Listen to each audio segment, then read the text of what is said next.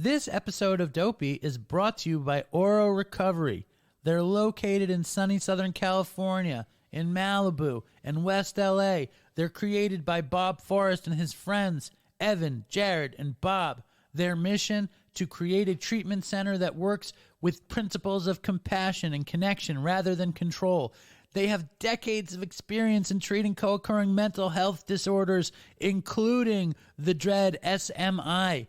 They make sure your detox is as comfortable as possible, which is critical. My friends who have been there can't say enough. Newsweek said they were like top 5 rehabs in the world. They have amenities you wouldn't believe. Sound bath meditation, equine therapy, the potentially spiritually transformative sweat lodge. You know what I'm talking about. If you're fucked and you're willing to go to sunny Southern California, I cannot suggest going to Oro enough. Check them out at ororecovery.com. This episode of Dopey is also brought to you by our good friends at SoberLink. Each and every person in the fight against alcohol addiction has their own reason for recovery. Maybe it's a husband, wife, daughter, son, mom, dad, best friend, colleague, job, hobby, or just yourself. Whatever your reason for recovery, we're all in this together. On Dopey, our mission includes building a strong community, the importance of staying connected, working to break the stigma, and other dumb shit, as you guys know. That's why we've partnered with SoberLink to expand and strengthen our community even further. Not to mention Chris used SoberLink, so I felt very close to this company.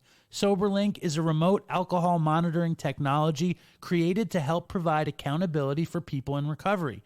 The system includes a high-tech breathalyzer device with facial recognition that allows you to share your sobriety in real time with loved ones who can offer support in the event of a slip or a relapse. SoberLink has helped hundreds of thousands of people document proof of sobriety in real time to help rebuild trust and foster peace of mind. SoberLink is currently building a strong community of people in recovery through an online forum where people can read and share their recovery stories. Get inspired and inspire others today by joining the community at www.soberlink.com/dopey. This week's episode of Dopey is also brought to you by our good friends at Your Sober Buddy. What is Your Sober Buddy? It is an amazing app that helps you to get and stay sober. It is also a blue fluffy guy you might have seen on social media.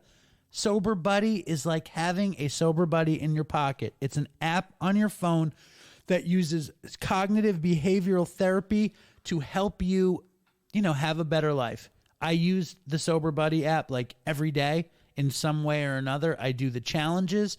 I feel good about myself. There is a clean tracker, a sober tracker that's 100% free. And every day I look at the sober tracker and I see I have thousands of days. And I remember in the beginning, I would have loved to have seen that I had, 3 days or 1 day or tens of days. Your Sober Buddy is an experience that makes sobriety more fun, and it helps maintain sobriety. So go to yoursoberbuddy.com, go to the App Store or the Google Play Store. The Sober Tracker is free. Download it, post your clean time, enjoy your clean time, enjoy your sober time, and let Your Sober Buddy help you. This episode of Dopey is also brought to you guys by Mobilize Recovery. It was started by my friend Ryan Hampton. It is an amazing cause that's going national this September, and it's a project really close to my heart. It's a nonprofit organization and a way for you to pitch in and help end overdose and addiction in America. There's a way for everyone to get involved. There is no cost. There's no hidden agenda. It's incredible. Mobilize Recovery is all about you, our community, and what we can be doing together to inspire recovery solutions all across the United States. Here is Ryan Hampton. Hey everybody, this is Ryan Hampton, recovery advocate and founder of Mobilize Recovery. And I'm jumping on with Dopey today because we need you to help end overdose, end addiction, and inspire solutions for recovery across the United States. This September, the nonprofit initiative Mobilize Recovery is launching a national bus tour in partnership with iHeartMedia and Google. And we want to learn what your community, your organization, and your projects are doing to mobilize for change. Help us map the journey across the country. Learn more today at mobilizerecovery.org and submit your ideas to us. There's so many ways for you to get involved and to help us highlight the recovery experience that is so unique in different regions across all 50 states. Go to mobilizerecovery.org to learn more and to help us map this journey. And I hope we get to meet so many of you this coming September during National Recovery Month. Before we get to the show, I wanted to remind you guys to sign up for Patreon. Any support is incredibly helpful in making Dopey as dopey as possible. $2 a month gets you in on every level. In terms of free content, $5 gets you into the Dopey Patreon Zoom, which is incredibly fun. $10 gets you exclusive content and stickers, and $15 gets you socks. Or if you really wanted a hat, I'd give you a hat. Also, DopeyCon tickets are only available right now on Patreon. We have about 200 tickets. We're selling them on Patreon. We're going to keep them up there for this week on Patreon. And if they sell out, they sell out. There's like 500 patrons. So join Patreon. Fucking hell. It helps make Dopey happy, joyous, and free. And buy some shit at dopeypodcast.com. We've got amazing merchandise. Everybody loves Dopey merch. Don't be a square. Buy Dopey merch. I hope you guys are well. Also, follow us on YouTube for Howie, because Howie needs support. Also, leave reviews. Leave reviews. Give 5 stars, and here's the show.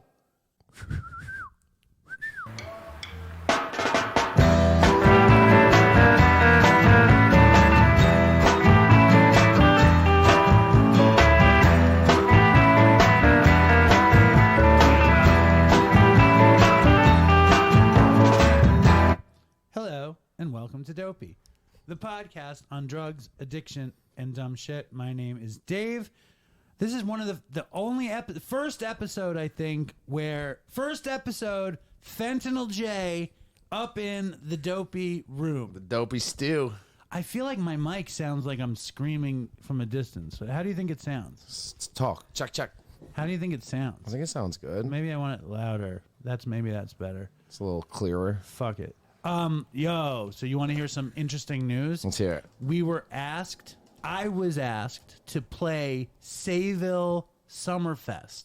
What do you mean? With a band. No way. Like a slot on the street. On the stage. On the street, I think. The Sucky Street slot. The little South Main Street. Yeah, and you know who I was going to get to play with me? Who? Fucking Doug from the beach. He shreds. Have you seen him play? No, I've heard he shreds. Though. Yeah, I think he's Sayville Summerfest? Sayville Summerfest. Yo, you made it. I'm not doing it. No? I don't think so. I'd check you out. I know, but you're too kind. I think it's too... I think it's coming fast. And I want to be good so bad. Maybe you should. I should sing? Maybe you should be the singer, and you can invite all the young people to come see you. I think that'd be good. Jay, just so if you guys were wondering what Jay's meeting attendance has been like since he's been on the show, it's 0. He's cured. There was a lot of email, a lot of comments. I mean, one thing that Jay has going for him is he's not on social media, but there was a bit of social media about you not being cured. Oh, sick. Then there was some other social media about you shouted out my dad while he was on the phone. And Scott Wick, who's a Dopey OG, shout out to Scott Wick. Big shout out. Says you don't shout out people when they're actually on the phone. He didn't like that. Scott Wick is right, dude. He's coming hard. This is embarrassing. Is it an embarrassing moment? This is embarrassing. So Jay, it's been a few weeks. Why don't you catch the Dopey Nation up on what you've been doing?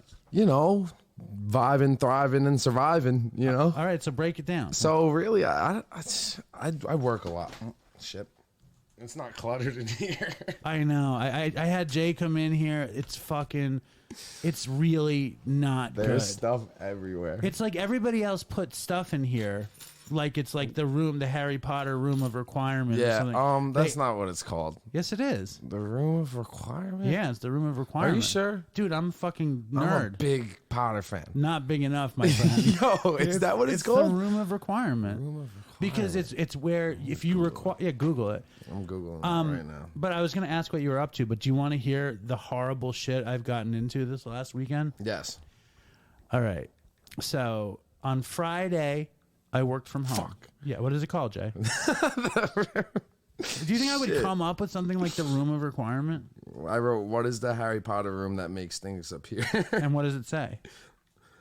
It is officially, yes. What officially? What? Jay? It is officially the room of the requirement. room of requirement. I knew that.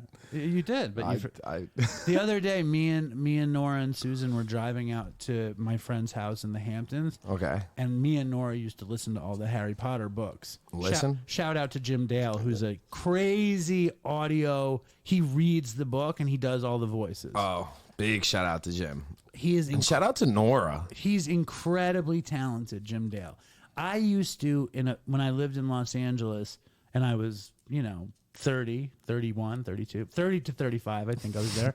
I would go to the library, just so you're clear, and I would rent the Harry Potter audiobooks on CD. Wow. Then I would get high on heroin and drive around listening. Bumping Harry Potter. Bumping Harry Potter. Can you imagine getting into car crashes listening to the Harry Potter audiobook? Like, that was my thing. So when Nora was like 4 or 5, I was like, let's listen to Harry Potter audiobooks. And she was like, I don't know what I'm listening to. She's too young. But I was like, this is good. This I'd is have the stuff right here. Euphoric recall listening to the Harry Potter. Driving around. Exactly. And then so the other day we're driving to the Yo, Hamptons. you heard that new Potter, bro? Yo, that shit is fire. But so we're driving around, and I wanted Susan to hear it. We put it on, and Nora's like, "This is great," because she forgot what the first one was. And we turn around, and Susan's just passed out. She couldn't handle it at all. Jim Dale didn't keep her. Dude, and I know you're not going to listen to the Harry Potter audiobook. I read the books. I read the books too. I read the first 3 books in public detox, and it was like, it couldn't be better. Yeah, I read them in jail. Right, Yeah, perfect. read the first books in jail. Because it's such morality shit, right? It's good. It's feel good shit. Let's get back to catching up with Fentanyl Jay. Oh, yeah, hi. What's been going on? I just work a lot, man, and I've been going to the beach a lot. Long Island out here is pretty paradisey in the It's summer. nice in the summer. Let me ask you this. This is the second summer you've been sober on Long Island. First. So since you were 12, 11. Yep, first. So break it down. How has it been? What kind of life are you living? This might be my best year ever. Right? It literally might be. Why? I've had some good years. Don't be, be Don't real. be you. Be real. Be real. Legit? Yeah. This could be my best year ever. What's it like experiencing normal shit with a not fucked up head? It's good. It's all good stuff. I mean, I'm fucking working, which isn't the best thing ever. But it's been pretty good for you. It's as good as it can be, Like, it'd be great if I had a lot of money and I didn't have to work. Well, what you'd be using? You'd probably like dealing as a hobby. True. If you had money and you didn't have to work, it's needing the money that makes work so sweet, because you can make a lot of money doing. It's true. Jay does high end waitering in a high. No, but you do. He's like low end. High. It's just like what I did. It kind of is low end, high end waitering. Yeah, like crazy business. Also, Patchogue is at night is like where live. Like it's like where Pinocchio and the people got exiled and they became donkeys. Yeah, It's bad over there at night. Yeah, well, it's live. Yeah, it gets a little. Dude, day one in the restaurant. Day one, the owners were like, "Oh, they have all these guppy locations like Woodbury, What's guppy? I don't know, like fucking like you go like this, Are you trying to say yuppie, or is guppy a thing? I just made it a thing. I like it. Guppy. Yeah, I've People said are gonna guppy like before. Well, I'm with you. I think. Yeah, it's like guppy, yuppie. Yeah. But guppy sounds like it's like Nora called. We were watching Stranger Things last night, and Great. Nora called somebody jits or something. Jit? Yeah. Nora. Yeah. And so guppy could be like a jit kind of thing. No, jit is like that's like a young kid. Right, like this jit over here. Yeah. It's like some future This shit. over here. It's big in Florida, in Broward. That doesn't sound good. It's like, what is that? What? Broward? That's the desk wobbling. Oh, okay. That's my desk needing an extra foot. So so what? Describe Patchogue, the liveliness of Patchogue to the Dopey Nation. They got they're used to all these guppy restaurants, guppy areas, right? Did you just establish this term? It's came. good. It's legit, I right? think it could catch on. It's legit. Yes. Yeah. So these guppy fucks all Yes, had sir. all these guppy areas, Yeah. and they came and they're like, they were so afraid to go to Patchogue. 'Cause they're from Nassau and they don't have any in Suffolk, and they're like, yo, we're afraid to come to Patchogue. And day one, soft opening, not like open, but not like advertised, not like crazy opening, just like open for the first weekend.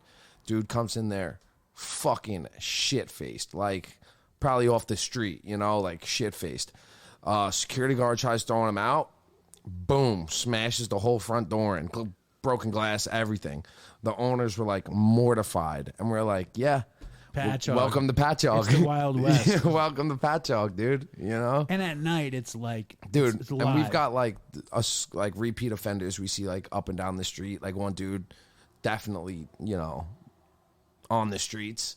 Like got prettied up one day, came in, ran up a bar tab, ran out, and we see him all the time. We see him, you know, navigating the He didn't streets. get the DT beat down. No, he afterwards? didn't. No, he didn't catch it. He just ran out.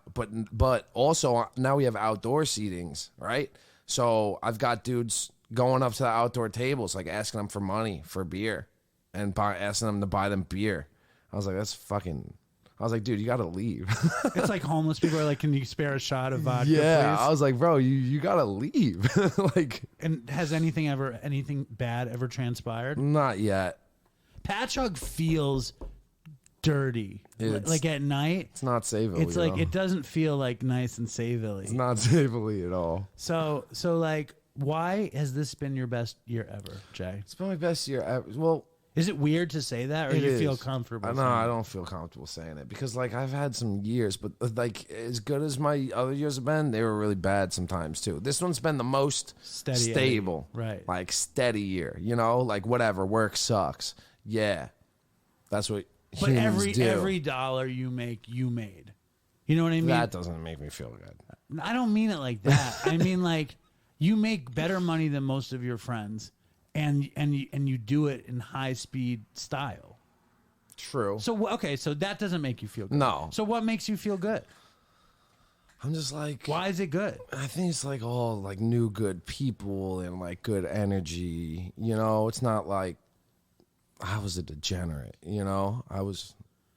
It's like feel good. It's, you know, what do you say? You say It feels weird. It probably feels weird because you love your degenerate pride. Yeah, but- and here you are saying it's been a better year because you're not doing the degenerate shit. yeah, that's probably why it feels weird, right? It's interesting. But wait, what do you always say something like What do I say? It's all happening. not, what's happening? What else do I say? It's something like it's not do the next right thing, but you do say that. Well, I would say what they say. I and repeat what I hear. they say something else like do good, feel good. No, I don't know. No, you did. It's the thing that I say is when you do esteemable things. Esteemable things. And you Yeah. get self-esteem. From Yeah. doing esteemable Do things. esteemable Do you actions. see what's yeah. happening here? Yeah. This is becoming like a real recovery show. Yo, that's fucked. I don't feel good about that. Not gonna Not lie. with Fentanyl Jay. Not gonna lie, Dave. Do I I started wanna- listening to the podcast. Linda was on last week, and I told her that you started listening to the show. Yeah, from episode 1, How much would you get to? Episode 3? 3. Yes. Yeah, Which is the and- second, and which random happens to be the second episode. They're like shorter in the beginning. I could really fly through it, but I also listened to some random new ones. So you know? what was your impression of Chris? Cool dude. That's sad. Yes. Very sad. Yes. Very sad. And you guys were super close. Well, we became Did you guys get high together? no. Never. We never got high. Oh, together. because since you started the show, you never got high. Yeah, I haven't. I mean, is it weird to hear me with 4 months? Yeah. Or is it the same? Fucking weird. It's not the same. No, it's not the same. It's much different. Yeah. What's if it this show is out, no, let me do the voice. Hold on. I would just not do it. If this show ever becomes about recovery, I quit. Do you know you when need a new host? Do you know when people meet me, they're surprised I'm not like the biggest nerd they've ever met because I think my voice on the show it's way nerdier, especially your impression of me. That was not if, bad. If I sound like that, I'm quitting doing the show. It's over. But so listen, You need a new co-host. I was gonna start the show with a real mild mannered middle class story about a lemonade stand. But since this has all been so recovery, and the last 3 times Jay was on the show, I was like, dude, you got to tell the story about when you burned your father's house down, and we never did it. Yeah, true. I think we should just set it off with the Wicked Fire Dopey Wicked shit in Fire the front. Dopey. But before we do, just want to say, first of all, thank you for coming. It's beautiful, it's beautiful to have you here. Dave. And thank you. And secondly, I want to say Josh Peck is on the show. Shout out to Josh Peck. And you, I mean, like, you were so excited that he was coming. Hug me, brother. You didn't say it. No, I didn't say it. I didn't know what to say. But it's exciting. Josh Peck, a big Nickelodeon star, you know, Instagram, My mogul, childhood. YouTube, fucking Sensation. So that's exciting. You know, I'm going to read an email too before we get into the crazy fire land. I'm going to read a Dopey email because it's always good to read a Dopey email. But before I even... dope. Dopey, Dopey. You should put that one on with Josh Peck. Nickelodeon we star. don't have that. Yeah, we just made that. Okay, we just did it. So we'll do that before we put him on. Sick. Now, I don't know if you know about this, but October 1st is DopeyCon. And you're slated to be at DopeyCon, so Slated. put it on the calendar. It's in. Where is it? It's at the Church of the Holy Apostles Sick. on 28th Street and 9th Avenue in Manhattan. Fitting. Catered by Katz's Deli. No. $40 a ticket. Tickets right now are only available on Dopey Patreon. They went on sale 24 hours ago. Guess how many tickets we sold? How many? 50.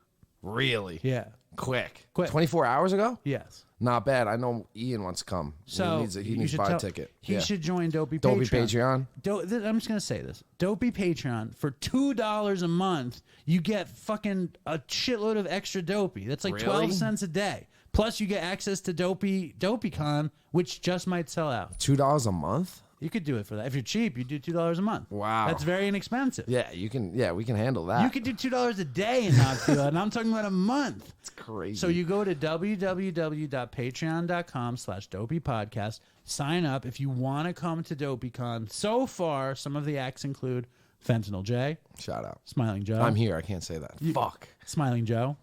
Shout out Smiling Joe. For sure. My dad. Shout out your dad. Linda. Love her. Shout out, what's her face? Erin Carr is going to be there. What's her face? Erin Carr. Erin. She's a novelist or memoirist and an advice columnist. I need some. And she was an elite equestrian in her youth. Horseback rider. I knew that. I know. Fucking Brandon Novak. Skater. Andy Roy. Skater. Perhaps Dr. Drew. No. Maybe Dr. Drew can treat you at DopeyCon. I need some serious treatment. serious Dr. Drew treatment. So sign up for Patreon, buy a ticket to DopeyCon. It's going to be, but more important than all of those phenomenal people, it's the Dopey Nation. Dave's going to be there. More important than all those phenomenal people. The Dopey Nation. A coming together, a gathering of the tribes, the Dopey tribes. You're looking at your phone. It's I'm not. All the energy gets sucked out of. Give me the phone. Give me. Am I in class? That's it. You can vape, but you can't phone. Okay. My phone. What are you? What? I'm flipping my phone over. I'm just flipping it over. Just trying to keep it above board over here. So, are you excited for DopeyCon? I am. It's gonna be sick. I cannot tell you how excited I am. It's gonna be like the reunion. Catered by Katz's. And Jose is going to cut the meat at DopeyCon. That's legit. Like in front of you. That's legit. It's all happening. It's all happening. It's all happening. Now, we had meant to do this thing last time, so we're going to do it now. So bear with me for 1 second. I got an incredible fucking voice message a long time ago from this dude. And you'll be able to guess where he's from. Hold on. Yo, what's up, Dave? I'm calling you because fucking I was just gonna ask you. I don't think so, but I was wondering if your homie that Jewish food that was trying to sell you the podcast things, like the microphones, if he still had them, because I'm down to buy them. But yeah, like I fucking I'm a fucking big fan of the Dopey Nation. I listen to like 3 episodes a day. You guys are funny. Damn, like rest in peace, Chris. Like damn, fuck, that's fucked up, man. Like, sorry for your loss, bro. Like, the Dopey Nation lost a real one right there. But yeah, I was just hitting you up to ask if you guys, I mean, if that fool was still selling that podcast shit, because I want to start my own podcast, you guys inspire me. I don't make sense right now because I'm fucking faded. So I'm at work in the bathroom talking. I'm faded. But yeah, like, if that fool is selling. So that's Coca Cobra. I'm sorry. And the fool he was talking about was in the early episodes of Dopey. There was a guy called Modi, who's a comedian, Jewish comedian, and That Jewish fool. Yeah, he was a Jewish fool, and he came to my apartment, and I had this a big fish tank, and he's like, "Is that the cure for AIDS in there?" Like it was all like murky and stuff, and he made fun of me a lot. He said I seemed like a camp counselor. Wow, thank you, thank you for your vote of confidence. What do you think of Coca Cobra? Yo, shout out to Coca Cobra, bro. That fool has to be from southern Southern Los Angeles. There's so many things, man. Yo, that fool's still selling those things. I love that guy. Dude, And- reminds me of Los Angeles. Yeah, and Heavy. shout out to Coca Cobra and send in a proper voicemail. And Dopey Nation and Coca Cobra, because we played your Instagram voicemail, you are entitled to a pair of Dopey socks. So send me your address and I will ship you some socks. Phone in. Now we're not going to tell you're setting your dad's house on fire story now. No, it's done. No, we're going to play Josh Peck. Shout out Josh Peck. And when we return, Yo, Coca Cobra was hilarious, I bro. love Coca Cobra. And I mean, like, a voicemail can be that simple. Yeah. Like, could be a really good Dopey story, or it could be about the old foo with the Jewish foo. Did you sell those things he was looking for? Those He things? said he had podcasting equipment that he wasn't using. Chris was like, well, can you give it to us? And he's like, I can sell it to you. And he wanted money for it. I didn't want to buy it. True. In those days, I think, in that episode, we didn't even have a mic. We were talking into the laptop. The three of us were sitting around the laptop, talking into the laptop. And we never got his gear, and I doubt the gear is still for sale. Doubt that fool's still selling that shit. So that Jewish fool never gave us the gear, and that's that. So here we go, fucking Josh Peck on Dopey. Dope. Dopey, dope. How are you doing? Bro, thank you so much for the Katzes. Wow, what a revelation. Was it good? Did it come out good? Oh yeah, beautiful. What could be bad? That's a better answer. What could be bad? Well, do you want to know the truth? Uh-huh. Okay, you quote Mark Maron in your book, right? And I have a thing for, I like Mark Maron. Like, he became like my sort of pseudo friend, and his girlfriend died, and I sent him Katz's for the Shiva, you know, and what could be nicer? Well, he thanked me, and then he said, never send it to me again because it's not as good as in the store. He's like, I don't need to eat it if I'm not in the store. Well, okay, that's so Mark of him. But I assume you're a big fan? Yeah, I love Mark Maron, yes. So he has a wild food issues, like obscene. I know. Like, and I feel like, I'm not speaking out of school because he's been honest about it, and B, I too suffer, but differently. So I'm sure, much like I did when I saw this big box of unbelievable food, and also perishable to an extent, so you're like, gotta get, I'm sure he has no self-control. No, it's not. He complained. He complained that it wasn't as good as in the store. And it's similar. It's sort of a food issue kind of thing, but it's more like he's like, it's not good enough if it's not in the store. He complained straight up, but I appreciate you. I'm glad you liked it. And like, I can get you a better package if you want to do a mukbang with it. All right. I mean, I'm open to it. I thought it was, I thought it was great. B, every yid in the San Fernando Valley that's a friend of mine tried it and thought it was excellent. Oh, that's granted. nice.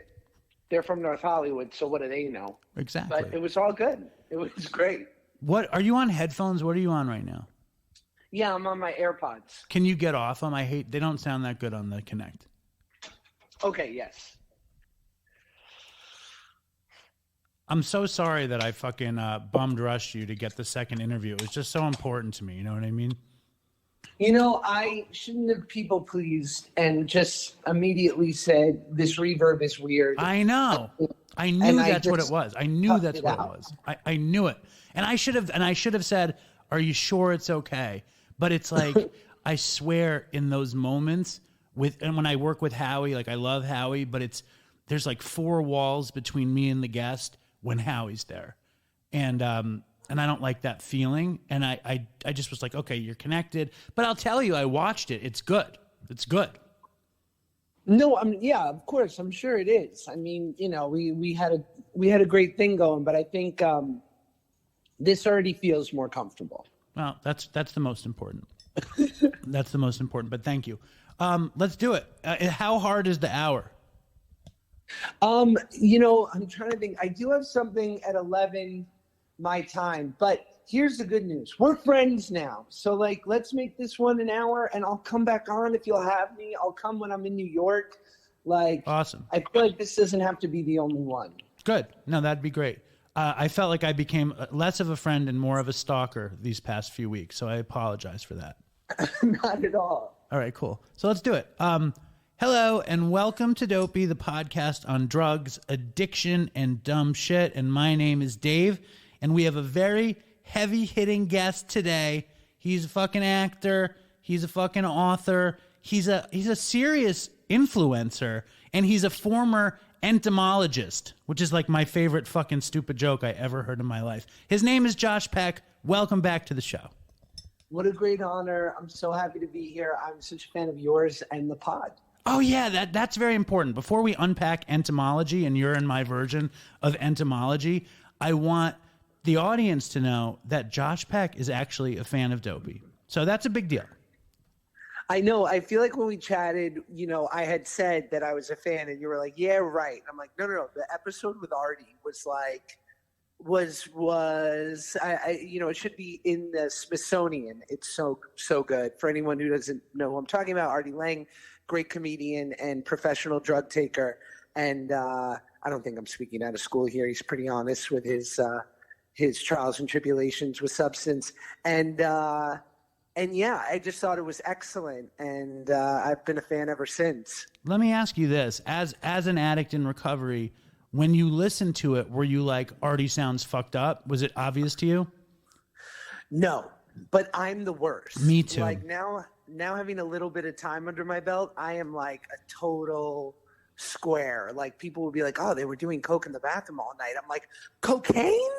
Really? Is it like that? You can't. I mean, you're a big Hollywood person. You can't sniff it. I mean, like when I was at Artie's house, he told me he was sober, and Chris was there, and he told me he was sober, and I was sober. So I gave them both the benefit of the doubt, and I thought maybe Artie was crazy, and Chris was just disinterested. But it turned out they were both high.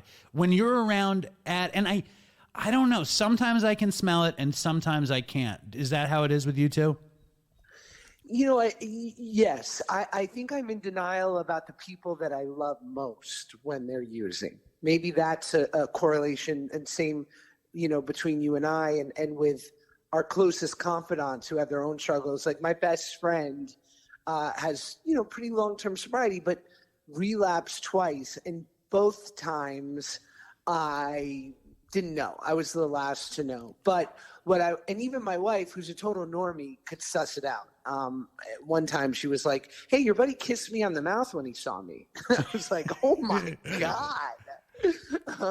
But did he slip the tongue or no tongue? I don't know. If he did, she didn't tell me because I think she wanted me to remain friends with him. Right. Did you say something to him when she kissed her on the mouth? No, I mean, I think it was just kind of like a half, like it could easily. Well, this is worth talking about because I've noticed in my grown-up life that there are certain, and obviously it never happens unless a woman in my life makes it very clear that they want to kiss on the lips. Like I have 3 or 4 women in my life who, when I see them, go right for the lips for a peck. And I just let it happen. Do you notice that? I never do it. I know women that do it. And my wife, who's not really my wife, used to kiss. We never got married, but we're together and we have children. One of my best friends, his name was Todd. He actually died in the course of making Dopey, and he's become this mythological figure on Dopey. When he would see, and he introduced me and Linda, when he would come over, she would kiss him, peck him on the lips. And I was like, that's fucking weird. And there's a woman at my AA meeting who pecks people on the lips. And I was like, holy shit. I never get down with it because I'm scared it's going to arouse me. I'm scared it's going to do something to me that I don't want to be done. So who's pecking you on the lips? How often? What's happening? Does your mother kiss you on the lips? No, my mom and I mean, we have, but I mean, there's your soundbite. We've made out a few times, but not that often. Yeah, it's not that crazy. Just some single mom shit. No, what I will say, all the women that do it with me are 50 plus. Right. And two who are 50. Let's do the forensics on this. 2 who are 50 plus, 1 who is 60 plus. And I think they're just fucking randy, baby. Like, I think they're like, oh, he's 35. We're married, and like we're old enough broads to at this point where it wouldn't be that weird, but it's like also like a fun, like it, I guess like, and you can't really attack it, right? Because if someone got upset over it, you can be like, well, I'm so clearly not hiding anything. I mean, I did it in front of your wife, so right. You know, it's like a fun flirtation. It's a totally fun flirtation that you do like literally in front of someone's spouse. Do you want to hear something fucked up that I don't think I've ever told this story on Dopey? I'm just going to tell it because we're going to lose your whole story, but I have to tell it now.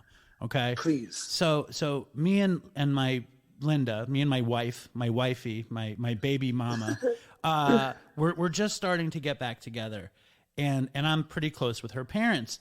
And we're sitting in the living room. This is years ago, 5 or 6 years ago. We're sitting in the living room, and I'm sitting next to her mother, okay, on the couch. And her mother's kind of leaning away from me. So her back is kind of to me. She's facing Linda. And she puts her hand behind her back and grabs my hand, okay? And I'm like, this is nice. You know what I mean? And then she starts rubbing my hand, okay?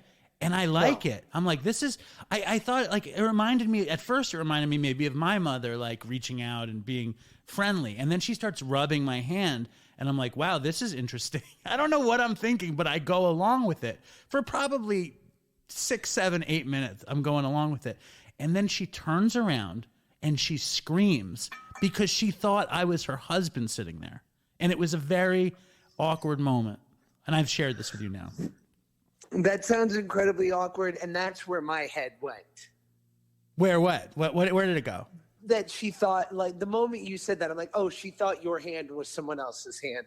Although, I don't know. I think I would know my wife's hand no matter what.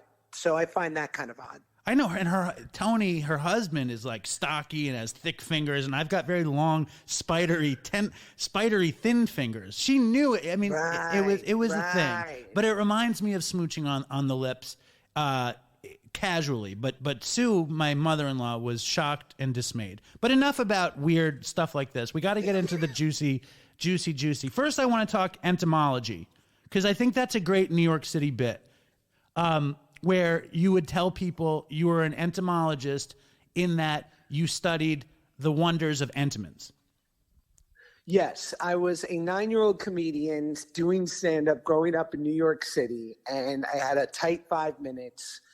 And one of my jokes, my go-to jokes was, I'm an entomologist, which is the study of entomans. Yeah, please, go ahead. For anyone who doesn't know, Entenmann's is like a supermarket brand pastry company. The Dopey Nation knows, because one of my drugs of choice is the golden, the golden fudge cake, the chocolate marshmallow topped cake, the double fudge cake. Are you still eating Entenmann's ever, or is that gone for you?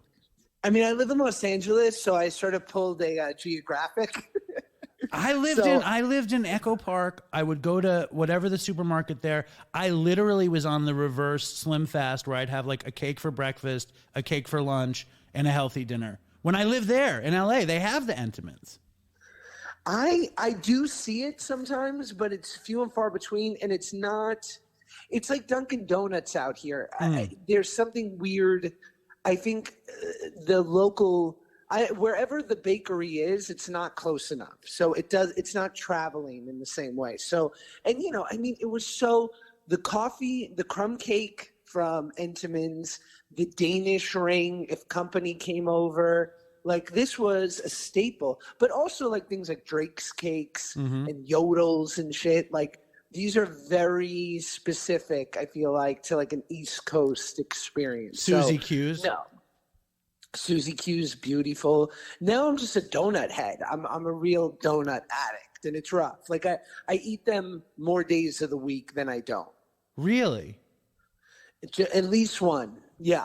And this week is three days thus far since Sunday. So you're counting donut days or non-donut days? I'm counting days that I think either, since Sunday, it's either been 2 or 3 times this week I've had a donut. Okay. What do you go It's for? bad. I'm not one to go on this kind of path, but what kind of donut do you like? It depends. If I'm really going in and I'm gonna have an affair, it's gonna be, I'm gonna get 5 or 6 and I'm gonna eat half of each. So that's how I'm gonna be like, well, I'm not a total psycho. That's harm reduction for you. Yes, it's like I'm gonna have 2 or 3, but God knows I like, here's something I've never said no to. Let's order a bunch and we'll all share. Right. Right? Who says no to that? Because you can bow out, but as the addict, you're not bowing out. I want to eat everyone's like, when you go for Chinese food and everyone's like, we're just going to order a bunch of things. And this is, to me, this is heaven. So similarly with my donut affliction, I will get a couple things, see what's going on, 3 or 4 staples, and then 2 of whatever the donut du jour is. And then, I'm eating them while driving in a total blackout, probably listening to the Dopey Podcast. Wow, that sounds delicious to me. You and I have a bunch of things in common. We're both Jews from New York City, addicts, whatever. But our childhoods were very, very different. I came from like a super nerdy middle class, nuclear family with our own problems. But you were born into a house with just a single mom situation. Yes, I never met my dad. He kind of had this sordid affair with my mom that lasted, all of one night. And he was 62, she was 42, and it never should have been. Well, of course, it had to have been, because then now we have Josh Peck in the universe. I mean, maybe it was written in the stars. I don't know, but this does not. From what I know of reproduction, this was not ideal circumstance. No, but the thing that was ideal was that they had. Was it a business dinner at the Carnegie Deli? Well, basically, he had invited her over to his apartment for whatever reason. And he was going through a very well-timed separation of 6 hours, just long enough to knock up my mom. So I imagine under the guise of whatever, he was like, come on over. She came over. They hooked up. They went to the Carnegie Deli after. Nice. And what I didn't know into my teen years was they went back to his place and had bloated, over sodium sex again, which really grosses me out. No, that's the best. I didn't understand that part. I thought they went for dinner at the Carnegie. He's into your mom, and then they go home. But the fact that he took her to the Carnegie for dinner and then took her home, I think that makes it more important that this thing happened, because he doubled down on his intentions. And I have to say this before you say another thing. Josh Peck, I'm not good at plugging things, but Josh Peck wrote a great book that I've read twice now called and listened to. It's called Happy People Are Annoying, and you can hear the sordid sex tale in this book. Have to say that. It's true. Thank you. I appreciate it. And yes, it's like literally chapter 1. And I couldn't understand why initially when my mom read the book, where she was like slightly, I wouldn't say put off, but maybe shocked. And it's only because I was so liberal with telling our story. Inevitably, she didn't care, but I didn't quite consider that, like, by me being so honest with my origin story and all my trials and tribulation, it would feel like a reflection on her. Well, what didn't she like in the book? That's a great question. I'm going to tell myself, what a great question, Dave. What did your mother object to in your book? No, there wasn't an objection. I think there was well, first and foremost, her major objection was that I didn't dedicate the book to her. Why didn't you dedicate the book to your mother, Josh? I felt like I gave her chapters. This is actually a great recovery story. I felt like I had given her chapters, and that my life in many ways has sort of been like honoring the greatness that is my mother. And so I felt like I had given her due throughout. And Absolutely. I hope that comes through. Listen, you're right. It is an amazing recovery story, and you give your mother tons of due. It says in the beginning to EAD. Who's EAD? Well, that's the recovery story. So growing up, there was a woman who took care of me who was like a surrogate grandmother. My mom's best friend, her name was Edna. And she was a really special, just like basically a family member. And she fell ill at the height, years before, like a year or two before, but really she was sickest at the height of my using. And she passed away 2 years before I got sober. And so I never got to make a proper amends. Right. And so this felt like a way in which to honor her and what she meant to me, because I never got to do it the perfect way. So that's kind of like a weird version of a living amends. And Edna is such a good old New York name, right? Oh my God, Edna? Are you kidding me? And there's not enough Ednas anymore. You know that the hipsters are going to co-opt that name. That's right now. It's Hoppy and Poppy and Maud and but they're going to Sadie. But they're gonna appropriate that name too. No, I like that. I want them to bring Edna back now. So if any hipsters are pregnant out there right now in the Dopey Nation, please consider naming your daughter, or if you really want to make a splash, your son, Edna. That'd be amazing. A boy named Edna. Imagine Haley and Justin have a kid and it's Edna Bieber. How great would that be? It'd be amazing. My grandmother's name was, I think, I want to say my grandmother's, I can't believe that I don't know. I had one grandmother whose real name was Helene, but everyone called her Rose. And my other grandmother, I think her real name was just Pearl. I don't think she had another name. So it was Pearly, and Edna lived down the hall in Flushing, Queens. And it'd be like, Edna's coming by. And it was like a whole thing. I love it. I love those names. Like my grandmother's name was May, which is pretty sweet and cute, but her mother was Yetta. Yetta. Yeah, that's a great name. That's a great name. That is Jewish. When I was a little boy, I had a stuffed animal cow, and I lived in the public housing in Chelsea. That's where I grew up. And I was walking through the lobby, and an old lady comes up to me, and she goes, "What's the name of that cow? It's so beautiful." And I went, Yetta. That was the name of my cow. So there you go. You've talked about that before. So were you on like 21st Street and 10th Avenue? 27th and 8th. And my dad's still there. And in the public housing. And what was that like growing up there? Oh, it was great. It was like what it was like total middle income housing, like playground in the back. In the summers, we would do like pseudo barbecue where everyone would get like Kentucky Fried Chicken and McDonald's. There was a playground full of sand behind our house. It was as close to growing up in the suburbs behind our buildings as you could be and still be in Manhattan. It was great. It's great. Well, it's interesting because I grew up, it was funny. Like I grew up pretty lower middle class, and then but then the times where like my mom wanted to get like welfare or whatever, or get some like government assistance, they always wanted to reach out to my dad first to be like, well, let's see if the father can help and then we'll help. And my mom was like, no, I'm not, I don't want to unpack whatever trauma that's going to lead to. But, I went to public school on 20th between 1st and 2nd on the east side. So I had a lot of friends who lived in Stuyvesant. What, PS 104? PS 104 is the middle school. I went to PS 40. My sister went to 104. Yeah, that's middle school right there. That's where I would have gone. Yeah, that's a serious spot. So you had friends, and that brings me to a very important question that I had, which is that you didn't even see what your father looked like until you were 24. Why didn't you ask before then? What do you think? Why not? I didn't have access. We had no way of. I mean, this is pre-internet. And your mom obviously didn't have a picture of a dude that she met at the Carnegie and had sex with twice. I get it. No, I mean, she knew him a little. He wasn't a waiter there, but she knew him a little bit. And remember, he was 86 when he died, right? So he was 62 when he met my mom, and this is like 80s, 90s, and the mid-aughts. And so he had no online footprint. Like, what a stupid question. Forgive me. Because I'm reading that and I'm like, why didn't she show him a picture? You know what I mean? And it's like, how could she have showed you a picture? She couldn't have.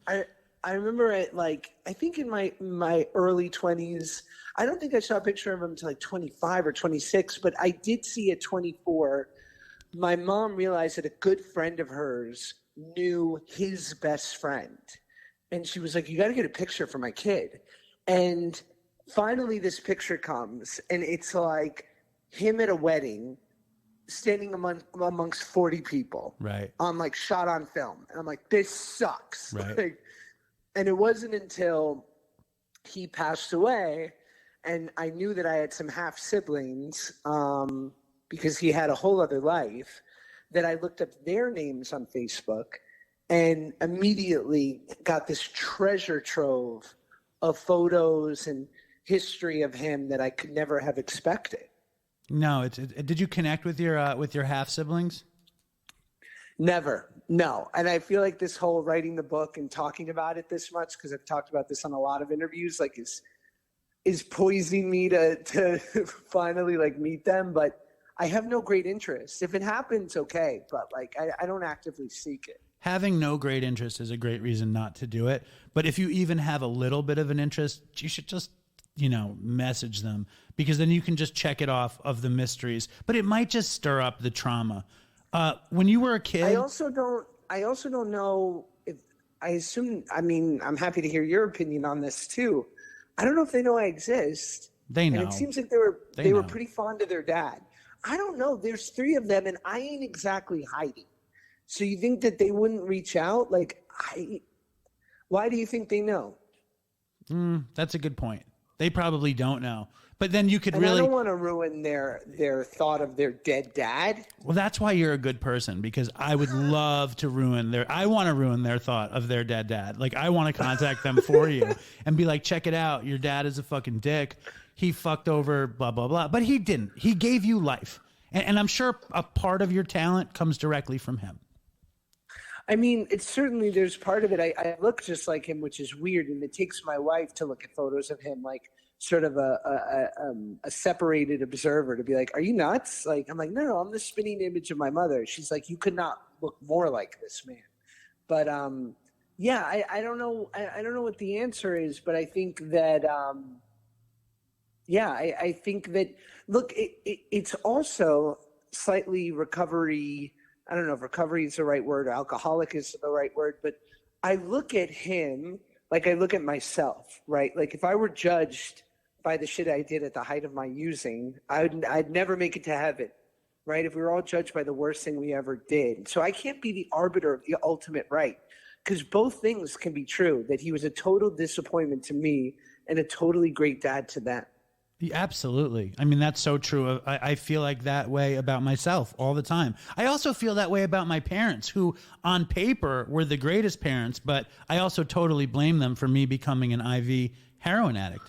Now, and I don't really blame them. That's just something I say on the show because my dad listens and I like to just poke him a little bit, Now, you were a kid, you were overweight. How much do you think being overweight was driven by missing your dad, or is that just a stretch? I don't know. I certainly wasn't conscious of it. It's funny. I was on my buddy Giannis Papas's podcast the other day, and I kind of said this thing that I've been saying for my whole life, which is I felt like I missed out on the manual that was handed to everyone at birth on how to navigate life.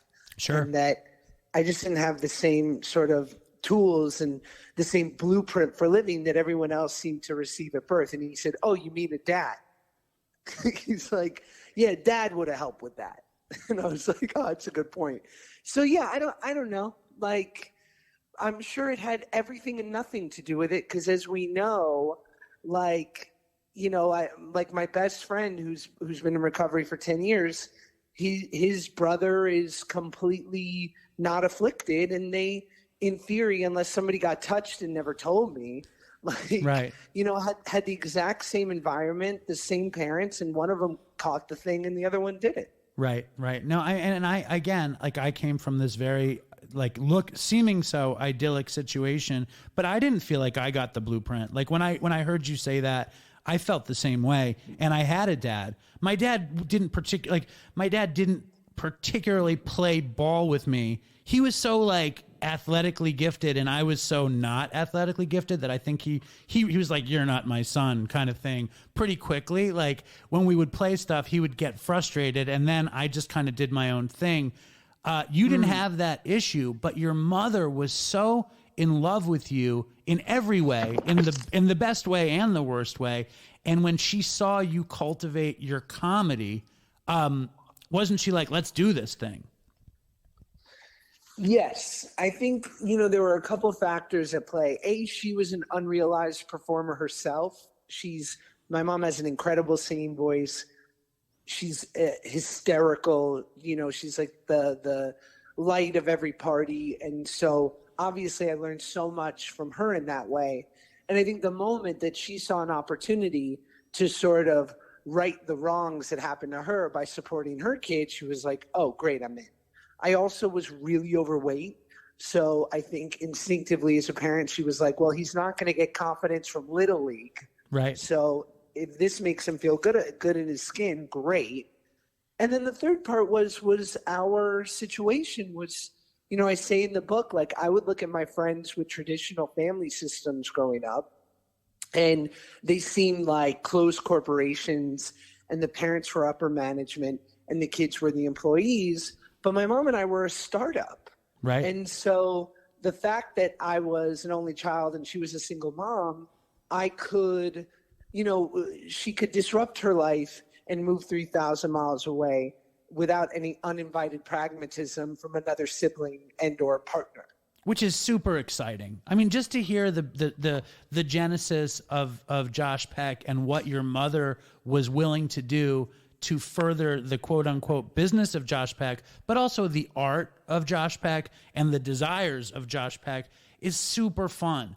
And like you went from stand up with Sid Gold to Nickelodeon, how quickly? I would say, so I started doing stand up.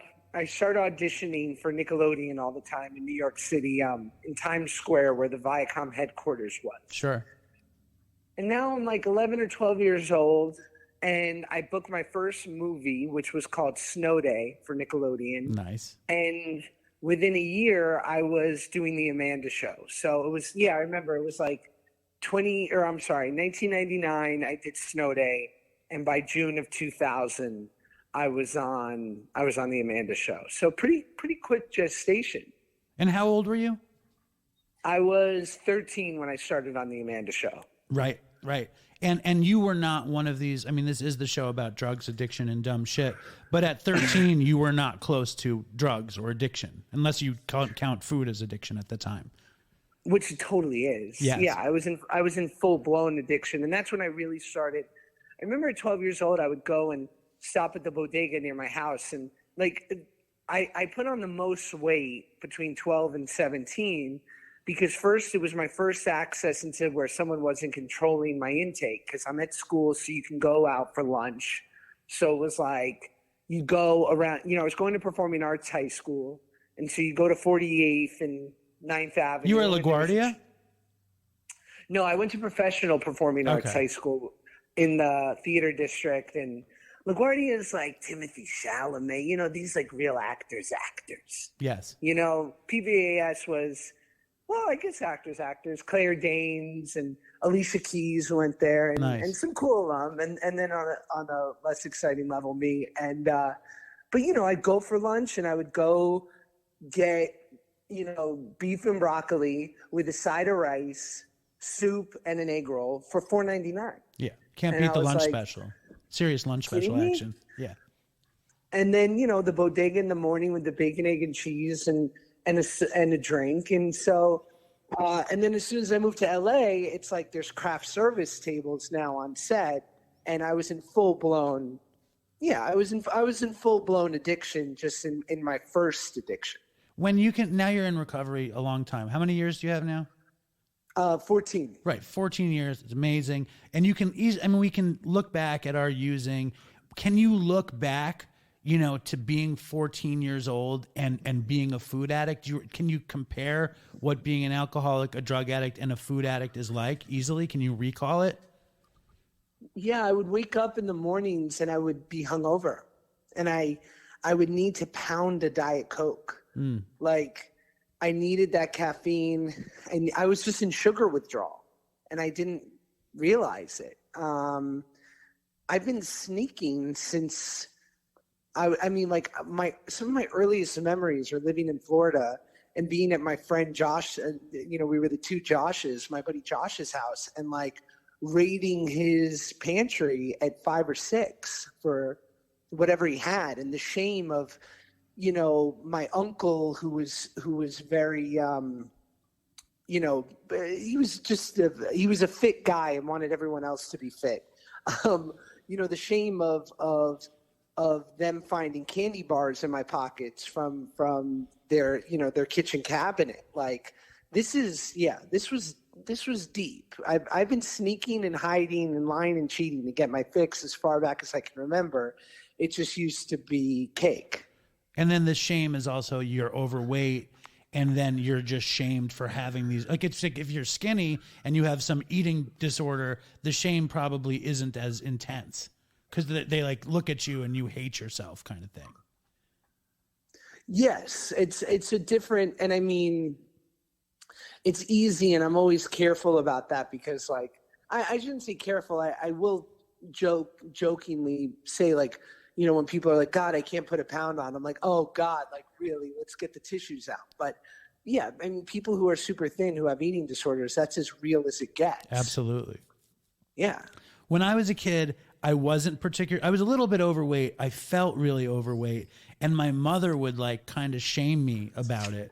I remember one time she like mentioned, because I had love handles, and she called them shoulders of fat. I cannot get that expression out of my mind. I was like 13 or something, and I still have these shoulders of fat. I still can't get it out of my mind. It's like, how did you, because then also you're a performer, you're in the public eye, and you wrote about it, about like being compared to the great fat comedians. Did you see yourself that way, or was that just the default?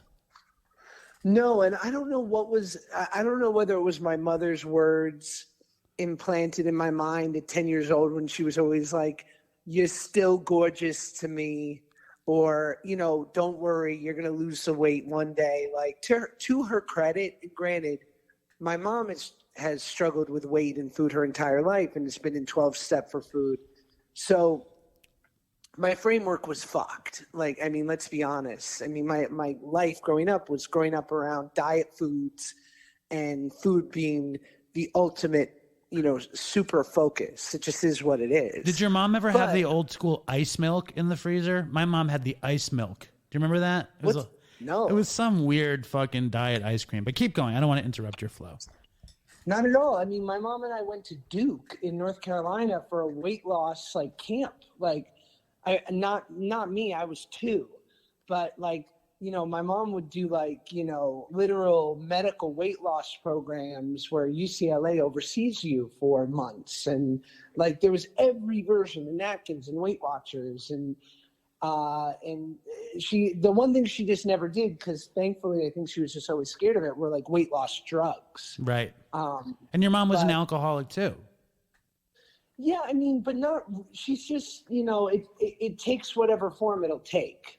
But for her great love has always been food. And by the way, it's a motherfucker, because you can't put the plug in the jug, right? You have to like sparse out a certain amount of like whiskey or Vicodin or whatever your thing is every day. And that's terrifying.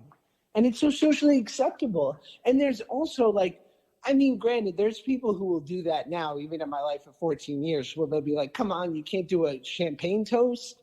But mostly people get it. They're like, no, keep that kid from the fire water, because otherwise he's going to turn into a monster. Yeah. But, if you're on a diet, there's always going to be that one schmuck who's going to say, no, you got to try this. Come on, just have a bite. And it's like, no, some people can't just have a bite. Right. No, absolutely. What I was asking about the alcoholism is like, your mom had this food issue. Your mom had this alcohol issue.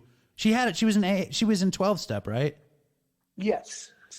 But mostly in OA, overeaters. Oh, so when you went to 12-step meetings with her, it was more for overeaters. Yes, but she went to AA meetings too, because like we find in most, and I don't want to say most, but a lot of people who have found solace in 12-step for whatever their specific thing is, be it gambling or spending or sex or food, they will gravitate towards AA meetings as well, because you're basically just substituting the word.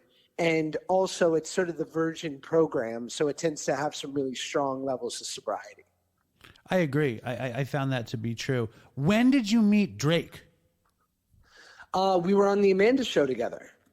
And did you hit it off? Like, I know the chemistry on screen was ridiculously palpable, but how was it off screen? I think we were like very different kids. He was an Orange County, Gentile kid who had been in the business his whole life. And I was like this Jewish New York kid who was sort of just getting into it. So we were very different. And yet I think what was similar in us was that we were career men at the age of 13. Like, I think what we really shared in was a desire to do well and to be pros and to kill it. And so it was like, once we saw that we had a good thing going and that could sort of lead to us getting our spinoff and it having great success, I think we were both pot committed. Like I say in the book, it's like, as soon as, Dennis Rodman and Michael Jordan got together, like, I don't think there was a thought about like any off court antics. It was like, no, he's always going to get the rebound for me. I don't give a shit. Right. So, but in that relationship, in that partnership came great success. Did you have a lot of close friends? Did you want him to be one of them? And I'm only asking because of that great tabloidian story where you don't invite him to the wedding and everyone freaks out. And I want to get to the bottom of it when you're kids. Cause like I always needed to be close with whoever I was involved with, or I wanted to be, I always tried to be as close friends with the people around me as possible. I think that's right. No, I think like while we were shooting the show, I think we naturally had a good working relationship most of the time. And then we were naturally teenagers who would, kind of fall in and out of love with each other. But it was nothing ever more than that. But I was lucky. Like I had a whole network of friends. Right.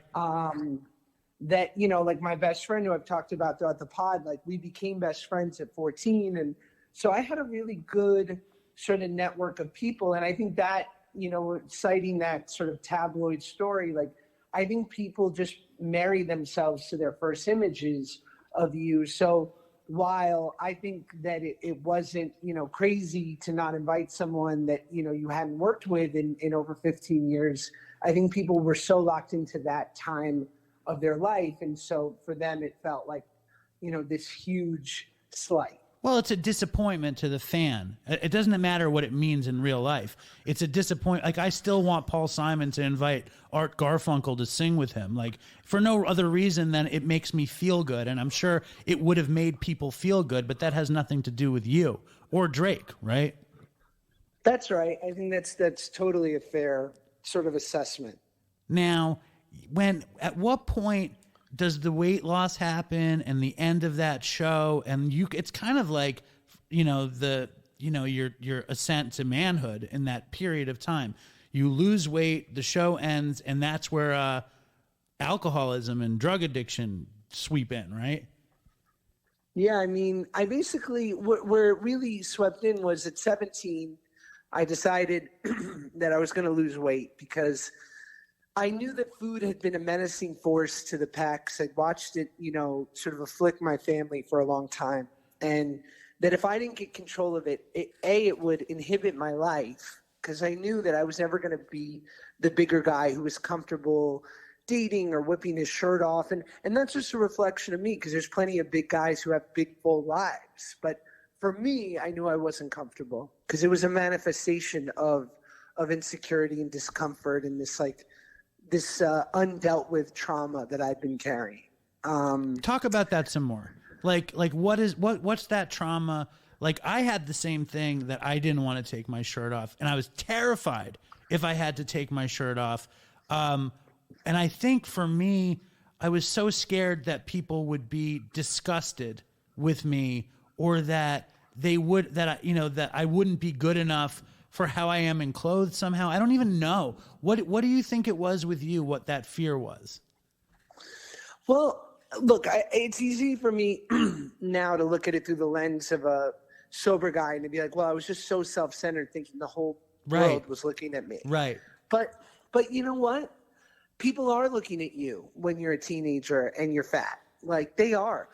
People look at me at 35 when I take my shirt off and I have relics of being 300 pounds, and I have some droopy skin around my nipples, and I have some stretch marks and certain things. Like, I see people just do a second glance because anatomically you can see vestiges of like my old life. Like, people just kind of look at my chest and go like, that seems off. Right. And it just is what it is. But now I'm 35 and I have someone who like I sleep with only and regularly.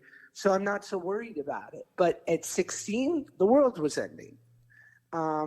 So it was certainly challenging. And so when I decided to lose weight, it was because I was like, I feel like I've missed out on a big part of my teenage years. And if I don't get this under control, I'm going to miss out on my 20s. And at that point, why lose weight? So I did it. And I think we talked about this once, but like throughout this time, like we would come back to New York for a month every year over the summer and just see family and hang out. And I had my high school buddies who I would chill with every day. And regularly, and it's weird because I don't even have much of a memory of this, except I know it to be true, that we'd either sit in my buddy's basement in Queens, or we'd go up to my friend's roof in Chinatown, and we'd smoke a blunt. And it would be fun and surely pleasurable and nothing much more than that. And it literally, I never thought about doing it again until the next year I came to New York. But weirdly, once I lost 100 pounds, I don't think it's any sort of, it's not surprising that it coincided with me trying, smoking weed again. And suddenly something was unlocked in my brain saying, oh, we've given up our original love, our first medicine. This medicine is so much more efficacious and no calories. Let's move to this. And, I didn't take a sober breath for the next 4.5 years. But you weren't smoking weed during the weight loss period? Just no. I mean, except for those summers. It's interesting because I also thought about like when you get sober, you make a decision to get sober. It's a lot of making a decision. And did you find it to be a similar decision when you were losing the weight? Yeah. I mean, you have to be sick and tired of being sick and tired, and you have to be willing to try it someone else's way. And, I think we all, I said this in the book, but people always want some sort of, hack on how to lose weight. And sometimes someone will ask me only because I sort of so publicly lost weight. And I want to give them a secret because I know how badly I wanted it. And what I always say to them is that, listen, it was boring. I ate less and worked out more. But what I'll tell you is if you are feeling completely over it and totally sick and tired of being sick and tired and like hopeless and lost, it's a great place to start. Right. And it's the number one thing that's the same across the board is willingness. What are you willing to do to change? Yeah. And they always say with an alcoholic, alcoholics respond great to catastrophe. It like breaks us out of our pattern, at least for a moment.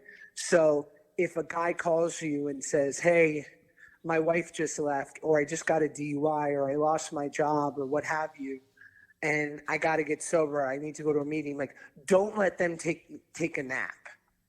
Because if they take a nap and they shower and they eat a sandwich, they might get comfortable. Just go, right.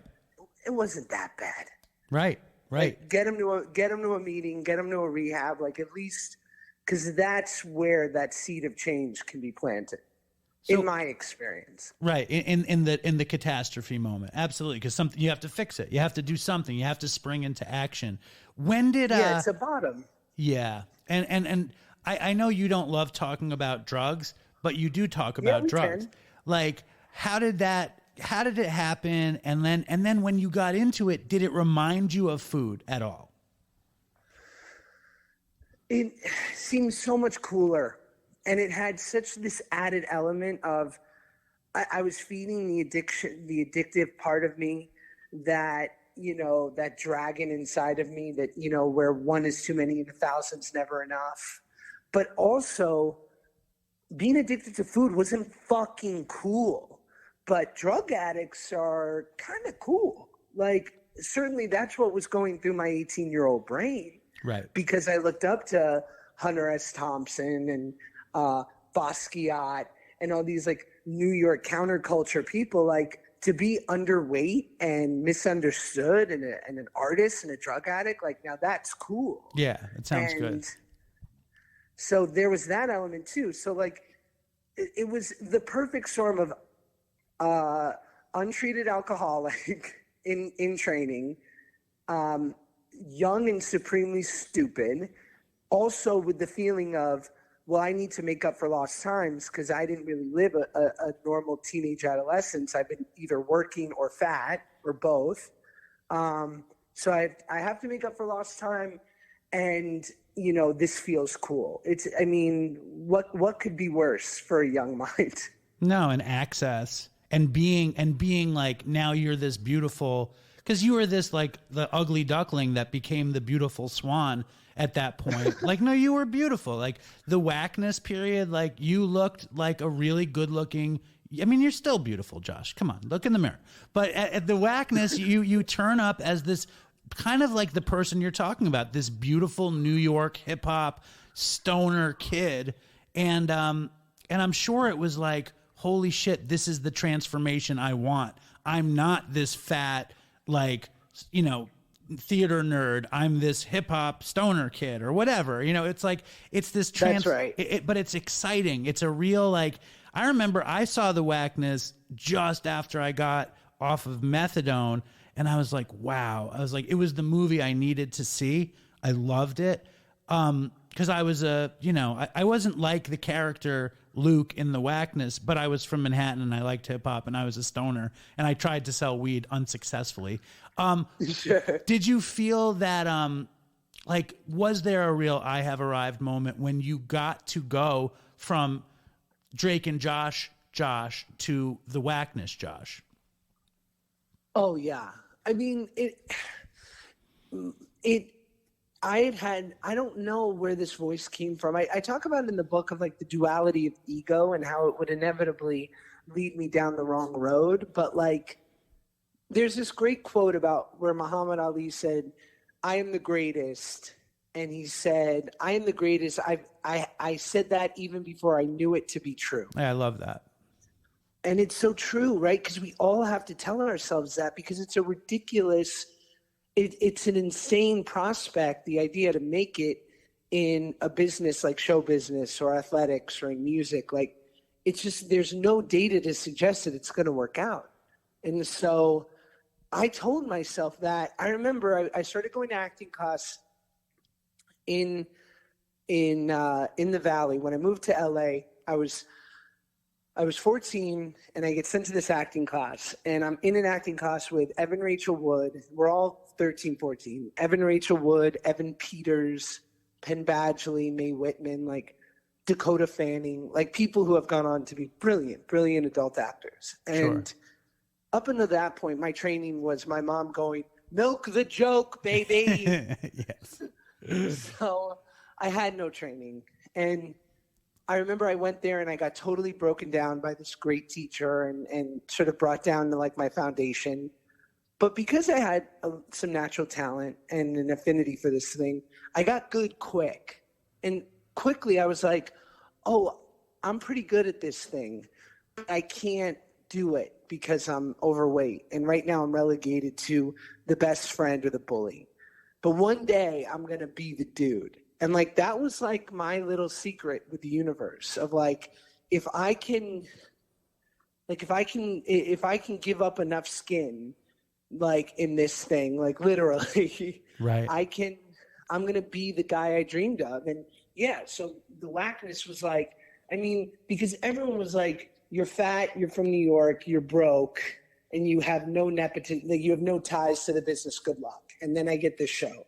And they're like, yeah, but you're fat and funny, so you'll do this. And then I lost the weight. They're like, yeah, but you're funny, so you'll do this. And I was like, no. Like, this is it for me. And so, yeah, it all coming true was like, wow, like, I did it. It reminds me, the other day I was at a meeting and we read We Agnostics, and it talked about the Wright brothers and faith. And it reminds me of that Muhammad Ali story. Like, if you believe it, you can do it. You know, if you can dream it, you can be it. And you need to, it's like, what's the point of thinking anything else besides that you can do it? You know what I mean? Like, even if you can't, you might, like, I believe Dopey will be fucking Joe Rogan for drug addicts. You know what I mean? Like, I don't give a fuck. I believe it. And I'm not, and sometimes I'm like, you're stupid for believing this dream. But I'm like, why, what would that mean to judge myself based on a dream? Like, having faith, I think is the, you know, the beginning of every great story. I think so. And I think it's worth saying that as defining and as sort of what a confirmation that moment was, you know, if that's sort of the first side of the bookend, the other side of that bookend is when the whackness went to Sundance and I'm 21 and this is the culmination of my dream. Because I had been to Sundance with a movie when I was 16. I had a small part in this movie. And I remember thinking to myself, one day you're going to come back here and you're going to be the star of a movie. And it happened. And I'm 21 and I lost the weight. And I'm acting with Ben Kingsley, like my favorite actor. And I remember Quentin Tarantino walked into the screening of the movie.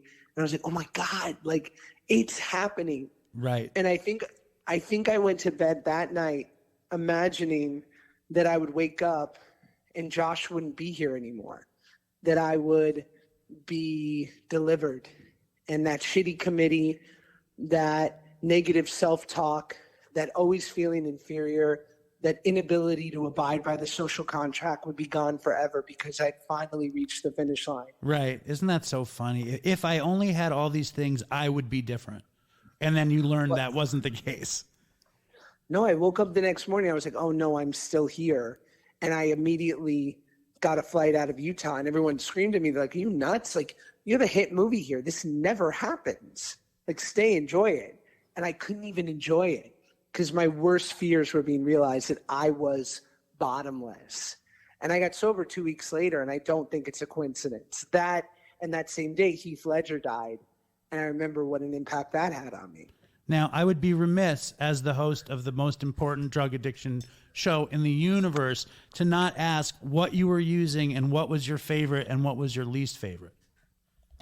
I was using cocaine sort of throughout, but that was sort of like my entry into the sordid underbelly of hard drug use. And then it's that great Robin Williams joke. I was on everything but skates. I've done everything. I did everything. I was on everything. It probably, because I was such, I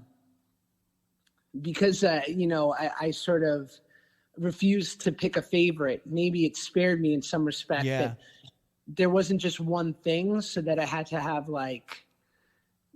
such terrible sort of withdrawals from one particular thing. But I didn't make it a habit of saying no to much of anything. As a neurotic Jew, did benzos appeal to you? Yeah, I mean, it's just a human with a brain. Yes. I mean, because benzos, Ativan, Xanax, Klonopin, I don't know. Yeah, it turns down the volume on life and existence. And there's a chapter in my book called When Existing's Exhausting, and I think that sums it up for me. But by the way, in the few times my incredibly normie wife has taken a Xanax on a plane, she's terrified of flying, and it's so annoying because she'll do it completely as prescribed. even she, someone who will drink half a margarita, which really kills me, will say, "Oh, this is nice." Like, I get it. And what does it do to you now? What Xanax? No. When your wife is like, "This is really nice," do you smile for her? Do you resent her? Are you jealous? Like, what's the feeling? That's a great question. I love when my wife gets a little tipsy because, again, she's so controlled. Like, I love when people have a healthy relationship with alcohol and they can enjoy it, and because they only become more fun for me. That's funny. And but the problem is I would say not everyone, in quotes, is a full-blown alcoholic, certainly. But I would say if you're looking at 10, if you took a random sample size and you track 10 people, I would say 5 or 6 of them probably have an unhealthy relationship with alcohol, even if they're living a totally functional life. Sure. I mean, that was brought up to me at a meeting once, like, or, like people who say like, yeah, like I'm really good. Like I make sure I only have like 1 or 2 drinks and then I, X, or, I make sure I only have 2 drinks during the week. And someone once said like, it's not normal to count your drinks, even if you're controlling them. Like, obviously, granted, if you're going to drive and you're like, I'm only going to have 1 beer because I don't want to get a DUI, but like if you're actively tracking your drinking, there's something unhealthy about that. No, I get it. It means that there's something amiss. There's an alcoholic in training in there somewhere. But they're functioning. Like my wife, like I said, she'll drink half a margarita. I'll be like, for what? It's like drinking half a cup of coffee. I'm like, I'm not drinking because I love the taste of Peruvian beans. No, I get it. I just had a friend who's in rehab now, but he wound up relapsing by thinking he could have a drink. He thought he could have a drink, and then he realized he didn't want a drink. He wanted fucking to be destroyed. You know what I mean? He wanted oblivion, and he wound up drinking a bunch of drinks, and then eventually smoking fentanyl and crack in the Midwest.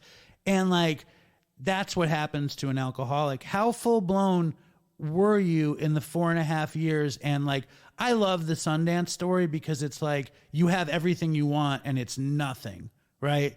Yeah. What was the, like, can you cite any kind of like chemical bottom in your brain that you remember in that time where you were like, fuck, I'm not living the way I should be living, or this is not working out for me? I mean, what do you mean chemical bottom? Like where I just felt like hopeless?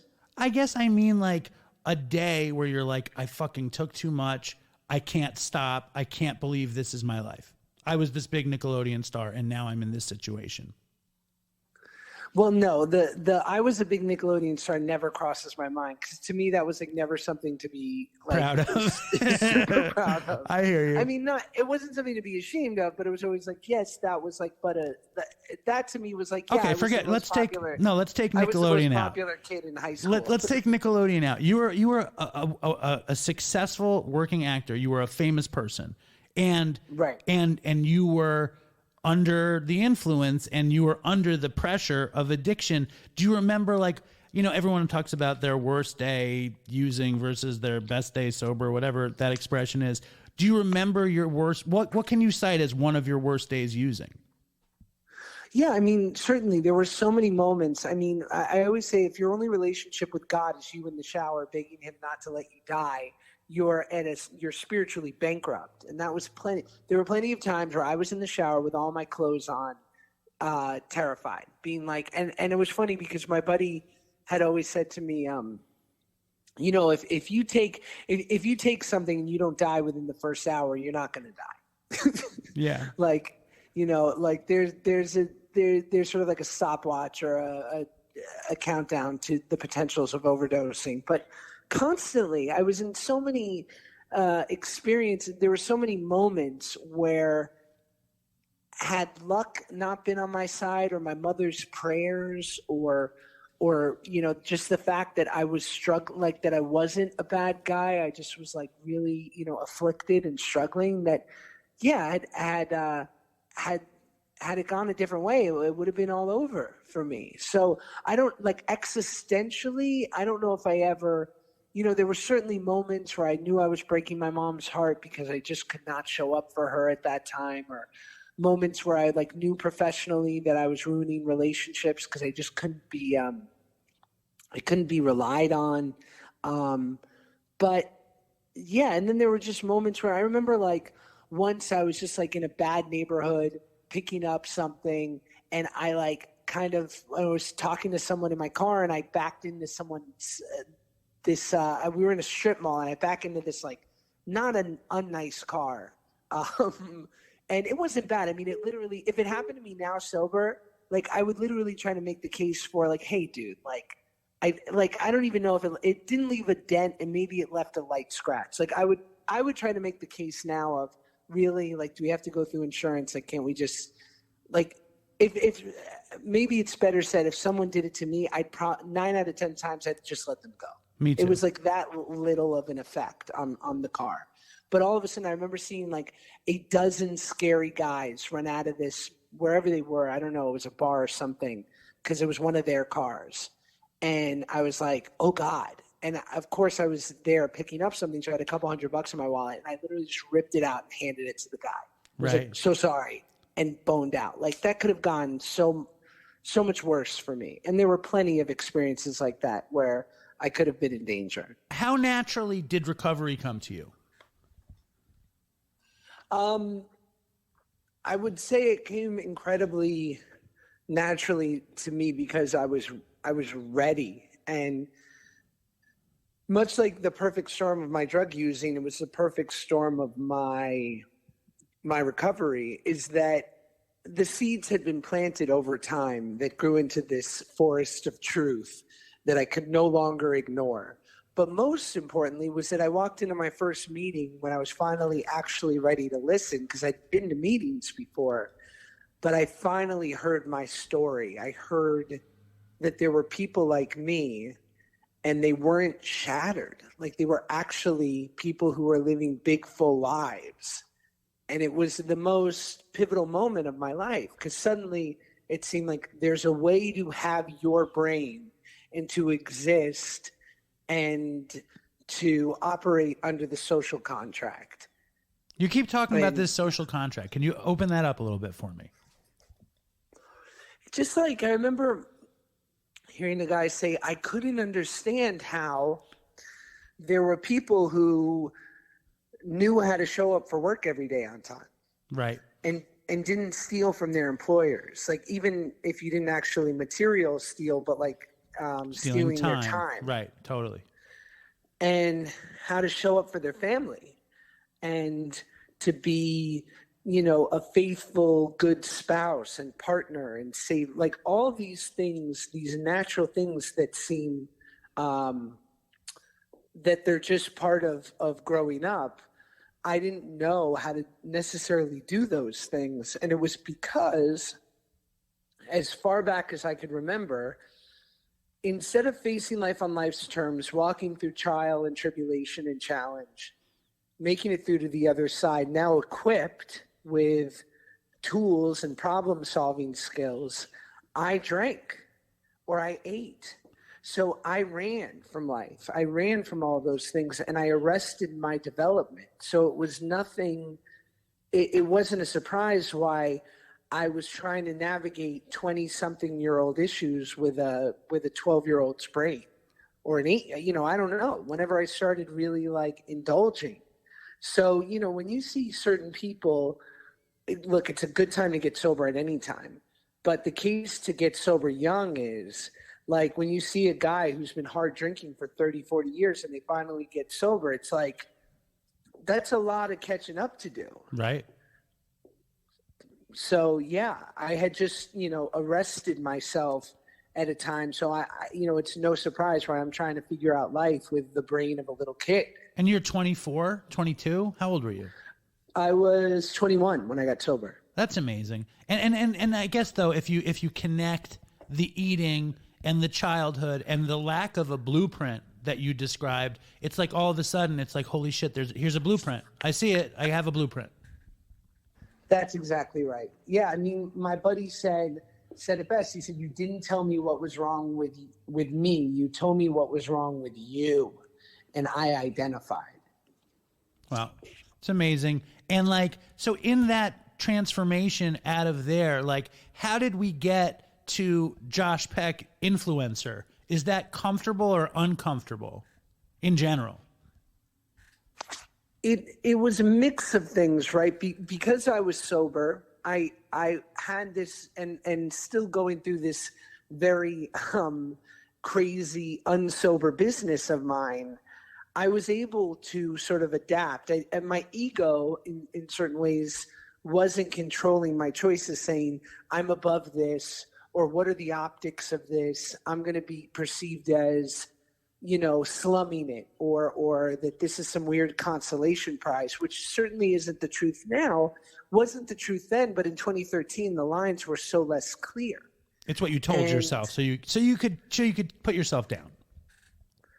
Yeah, I mean, I basically just I allowed myself to go where it was warm and use my set of skills in this new emerging media, even if it didn't have the same cool connotation that being in a movie or a TV show had.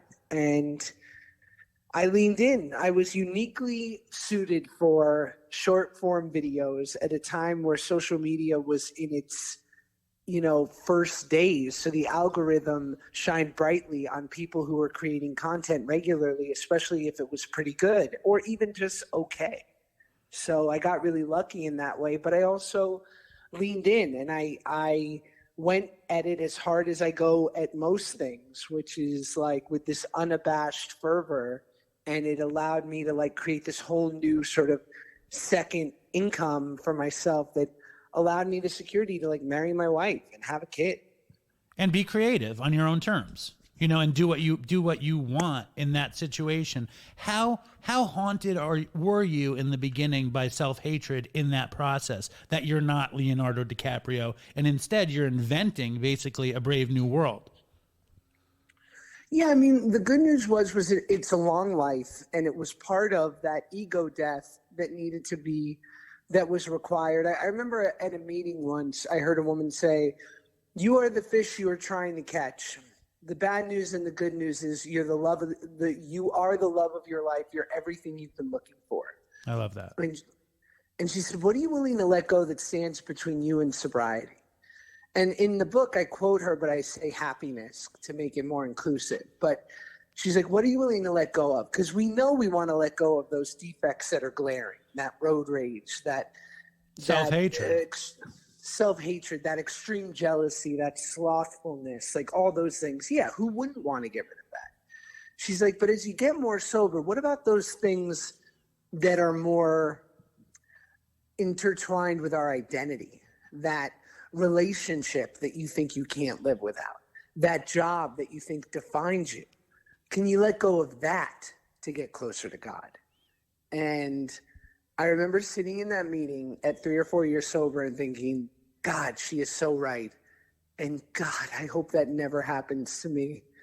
And that's what that's what happened with social media in this really loving way, right? Because here I was getting this whole other sort of parachute, this safety net of security, and yet had to go through a full ego death of being can you be okay not being the DiCaprio or that guy you always thought right you were supposed to be? And it doesn't, it's a long life, and I've been so lucky to have more success. So it's I have no idea what'll happen, but but what was more important was I needed to be okay letting go of something that I thought defined me. Sure. I love that. And how natural did this, I mean, you just kicked some fiery spirituality. How natural did that come to you? I don't mean now, I mean in the first place. Obviously you're 100% Jewish. Were you religiously Jewish? Were you practicing? Where did your perception of God even show up, and when? I'm so lucky because it's worth, you cited the chapter to the agnostics.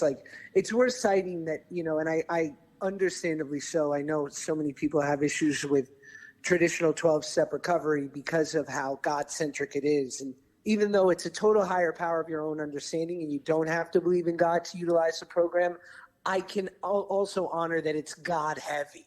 Yeah, for sure. But so I think I was really lucky in that way that I didn't really have an issue with God. I just had no thought of God. I don't think I walked around thinking I was God, but I certainly thought I was in charge of everything that happened to me. And if you put me in charge of everything that happened to you, you'd be better off too. So I think that had to be smashed.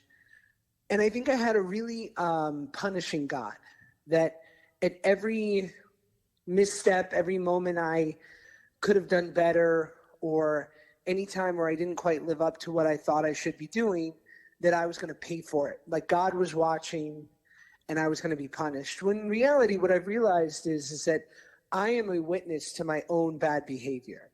And what I sacrifice by lying and cheating and stealing is that sunshine of the spirit, is that I sacrifice my peace by acting in a way that I know is not okay by me. So that's why I don't like steal from other people. That's why I don't cheat on my wife, because I mean, obviously I'm honoring my wife because, like, God forbid I would never want to do that to her. But even more so, I don't want to do it to myself. No, of course. You have to live with that. I don't want to walk around with that secret. I'm not willing, because I know where I go when I'm uncomfortable. I know where I go when my skin is crawling, and that's to a drink. And so I don't want to do anything that's going to get me close to a drink. For me, I had no God. My dad, who I've put down in this interview a lot, and I want to apologize to my dad. So I want to apologize to you, Josh, and to my dad. My dad is a great dad. I just love to talk shit about him on the show. It's one of my weaknesses. It's a character defect I need to remove. But my dad cited himself as an orthodox atheist, and like he thinks that people who believe in God are idiots. Again, I'm sorry, Dad. Even though God saved me in this whole situation. And it wasn't natural for me to find God until I heard an old Jew at a meeting talk about his God as his gift of desperation. And and I needed God. I needed infinite, I needed the infinite wonder of love in me, and I needed it badly. But even to this day, I get uncomfortable talking about it. But you seem very comfortable. How did you get so comfortable with it? I think it's because I didn't have to, how do I say it? And again, I don't want to make light of it because I know that God can be a real barrier of entry for people. But I always want to say, if you can get past the God part in the initial sort of introduction to 12-step, trust me, there is not another mystical or metaphysical thing that you will fucking have to do. Like, there's no incense. There's no rain dance. There's no circumcision.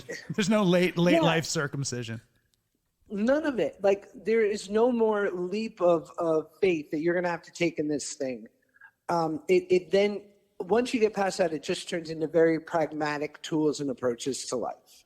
But for me, by me getting on my knees and humbling myself to something bigger than myself in the morning or at night, whether or not God really exists, I know I feel better. So I just believe it. And yes. So if I act as if there's a God, I know I feel better. And so whether or not there is one isn't really my business. Right. I totally get that. And I remember, like, when I started out in program and I would hear God is everything or God is nothing, I thought of it as a snarky kind of statement, meaning like either you were all about God or you were about nothing. And then one day I kind of had this feeling, well, no, God is everything, meaning like where we are, the sky, the fucking ocean, the animals, us, whatever, or there's nothing. You know what I mean? So I can accept that everything is a manifestation of God, and that is much easier for me than to have just this deity or this entity or this, my dad hates God because in his mind it divides so many people, and there's so many wars fought over this, this mystical entity that really isn't godly. You know what I mean? That's his issue with God. And then my sponsor, like, I'll talk to my sponsor about Dopey, and my sponsor is like a fucking hardcore Eastern Long Island contractor with like tattoos on his neck and tattoos on his knuckles that say real deal, only it spells REEL. And he's like, David, if you put more God into the show is going to be bigger.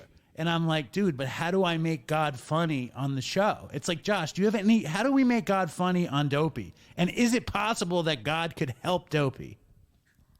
Oh, God. I mean, some sort of God layaway plan. I don't know. You know, God installments. Yes. I agree. But I don't know. I think probably this is a fair way to talk about God. It's not necessarily like knee slapping, but it's certainly interesting. And also, like, I've heard when I interviewed Neil Brennan on my podcast, the Male Models podcast, I remember, and you know, for anyone who doesn't know, he's a brilliant comedian and helped create the Chappelle Show. He always said, you know, Dave would always say that the only thing better than a brilliant joke is an honest moment on stage. Like, people can't take their fucking eyes off honesty, especially in the world in which we live in, where everyone's projecting a perfectly curated life on social media. Right. So, yeah, I think leaning into your truth and leaning into whatever you know, when you talk about things in an honest way, I think it's really compelling. I think this was the most God talk on Dopey ever. So thank you for that. Really? Yeah, I think this is the most we ever went into God on Dopey. So I appreciate that. Now, let me ask you this. You got into the eating stuff on YouTube, the mukbang. Was that challenging for you as a food addict? No, I mean, thankfully, it's like how I can have a cigarette every now and then. Can you? I can. That's amazing. When's the last time you had one? I don't know. I mean, I think in the COVID of it all, I was like, you know, probably better with an airborne pandemic that I'm not ingesting things into my lungs and putting them in a weakened state. But for years after I got sober, like literally after a meeting, if people were standing around smoking a cigarette, I'd bum one and just kind of chat and could totally not buy a pack.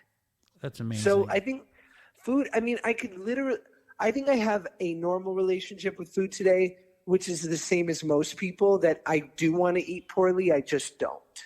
So I can plan accordingly around a mukbang and say, well, if I work out and I don't eat much for breakfast or dinner, this lunch I can really take off.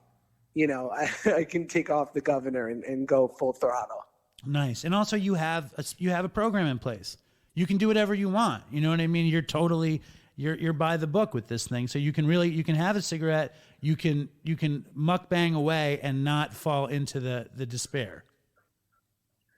Yeah, I know that's right. I know my limits, and I know, the awareness is a real gift. But again, you know, it's like people always, I've heard that said before too, before they get sober, they're like, well, I'm aware, and that's the first step. I'm like, if you're aware, you're fucking drowning.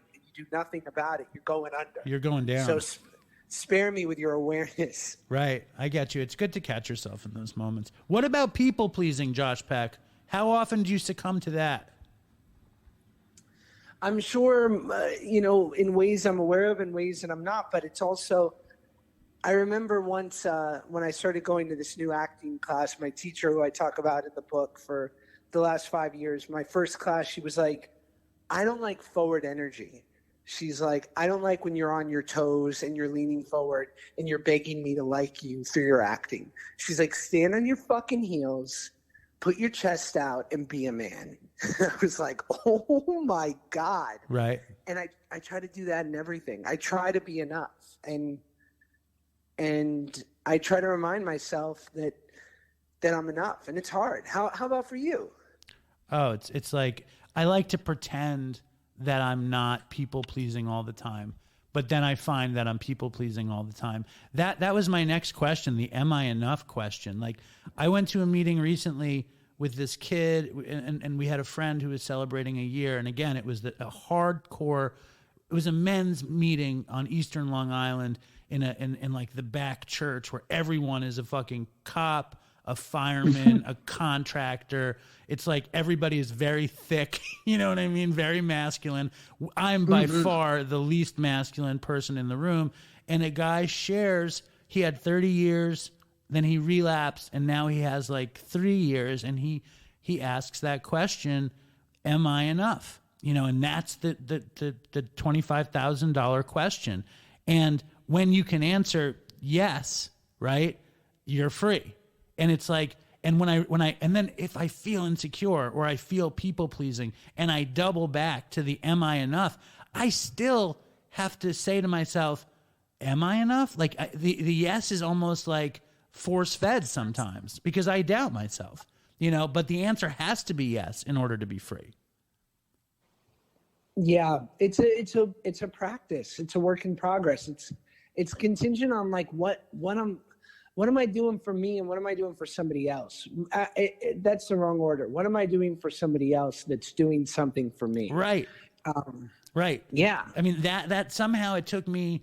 I'm gonna if I manage to stay sober, I'll be sober 7 years in August, and I've only really understood service recently. Like I never really understood it until recently, like the whole idea of the prospector and the limitless load and that you can only keep it by giving it all away. Like I never understood it until, and I'm also finally really sponsoring some people, but just service in general, it ties the knot of the whole thing.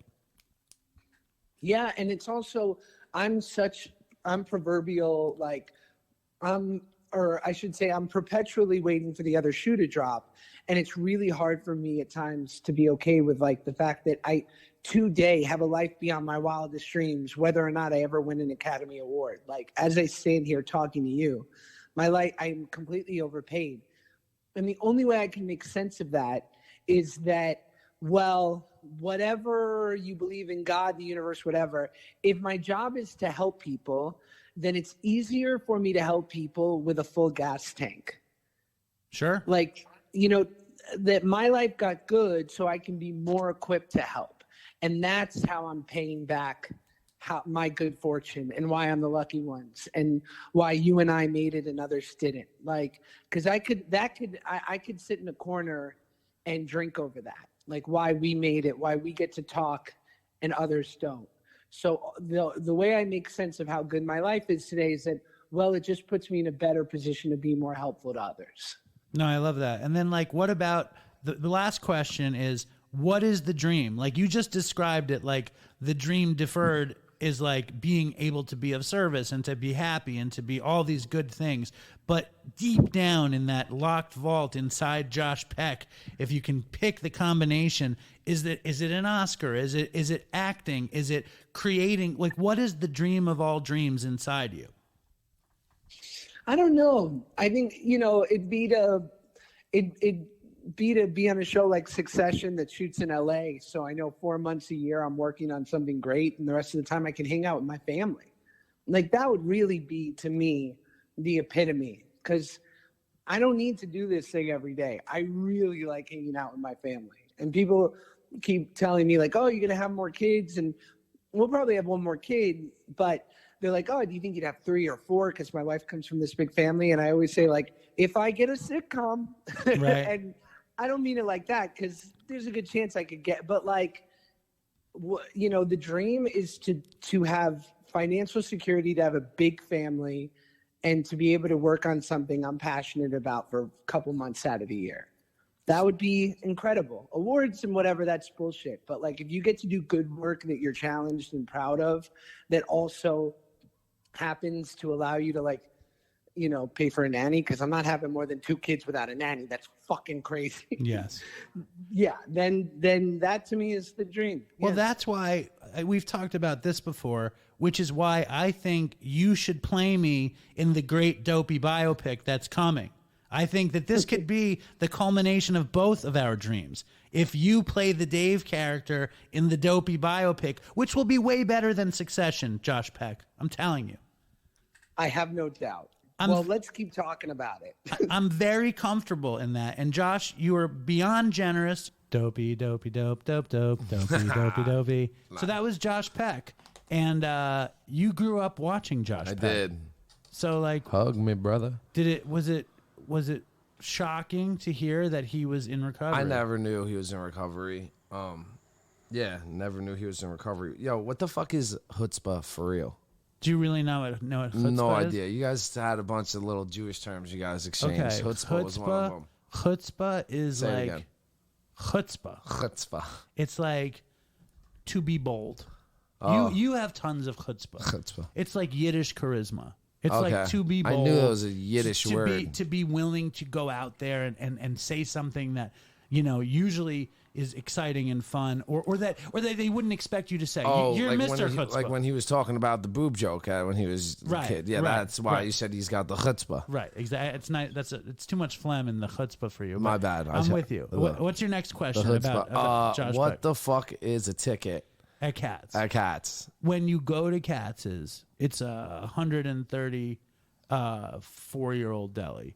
And the payment system is you walk in and they give you a ticket.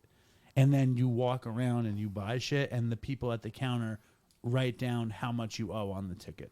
And You if give them your ticket. You give if you go to get a hot dog, they'll write down how much a hot dog is on your ticket, then they'll give it back to you. And if you get fries, they'll cross out the hot dog, add up fries, and write that number on your ticket. So if you work at Katz's, you need to do math really fast in your head. Wait. So I get a hot dog. $3.95. Boom. Yes. I go get fries. Yeah. Why do you cross out the hot dog? Because I'm adding the fries on the hot dog, and fries when I worked there were $6.95. So $6.95 plus $3.95, I want to say is $10.80. $10.80. You know, and then you get a soda there, and it's $2.95 on top. Blah blah blah. Wow. My math is not good anymore. Back then, I was high too, and I could do the math. Lit. Yeah. So that was the ticket. That's and a skill in itself. If you lose when you leave, some big Jewish dudes come fuck you up. No, there's no. I'm the big Jewish dude. Oh. There's all Dominican dudes. Oh shit. And the door guy is a large African American man. True. Who's just the greatest person. Nice in the world. guy. I love him, except that he's a Nets fan. But besides that, I love him. A long-term Nets fan? No, a new Nets fan. Yeah, because the Knicks were just so garbagey that he bailed on the Knicks. Trash. And me and him, if you guys go to Katz, his name is Ed. Shout out to Big Ed. Big Ed. I've never seen him fuck anybody up. No. And I don't even know that he could. I hope Ed doesn't. But he's like a fucking... He's large and in charge. He's a large. presence. Yes, exactly. But if you don't have the ticket, they charge you $50. A word? If you lose the ticket, wait. What if you have more than $50 of food? They have cameras. They find you. They find everything.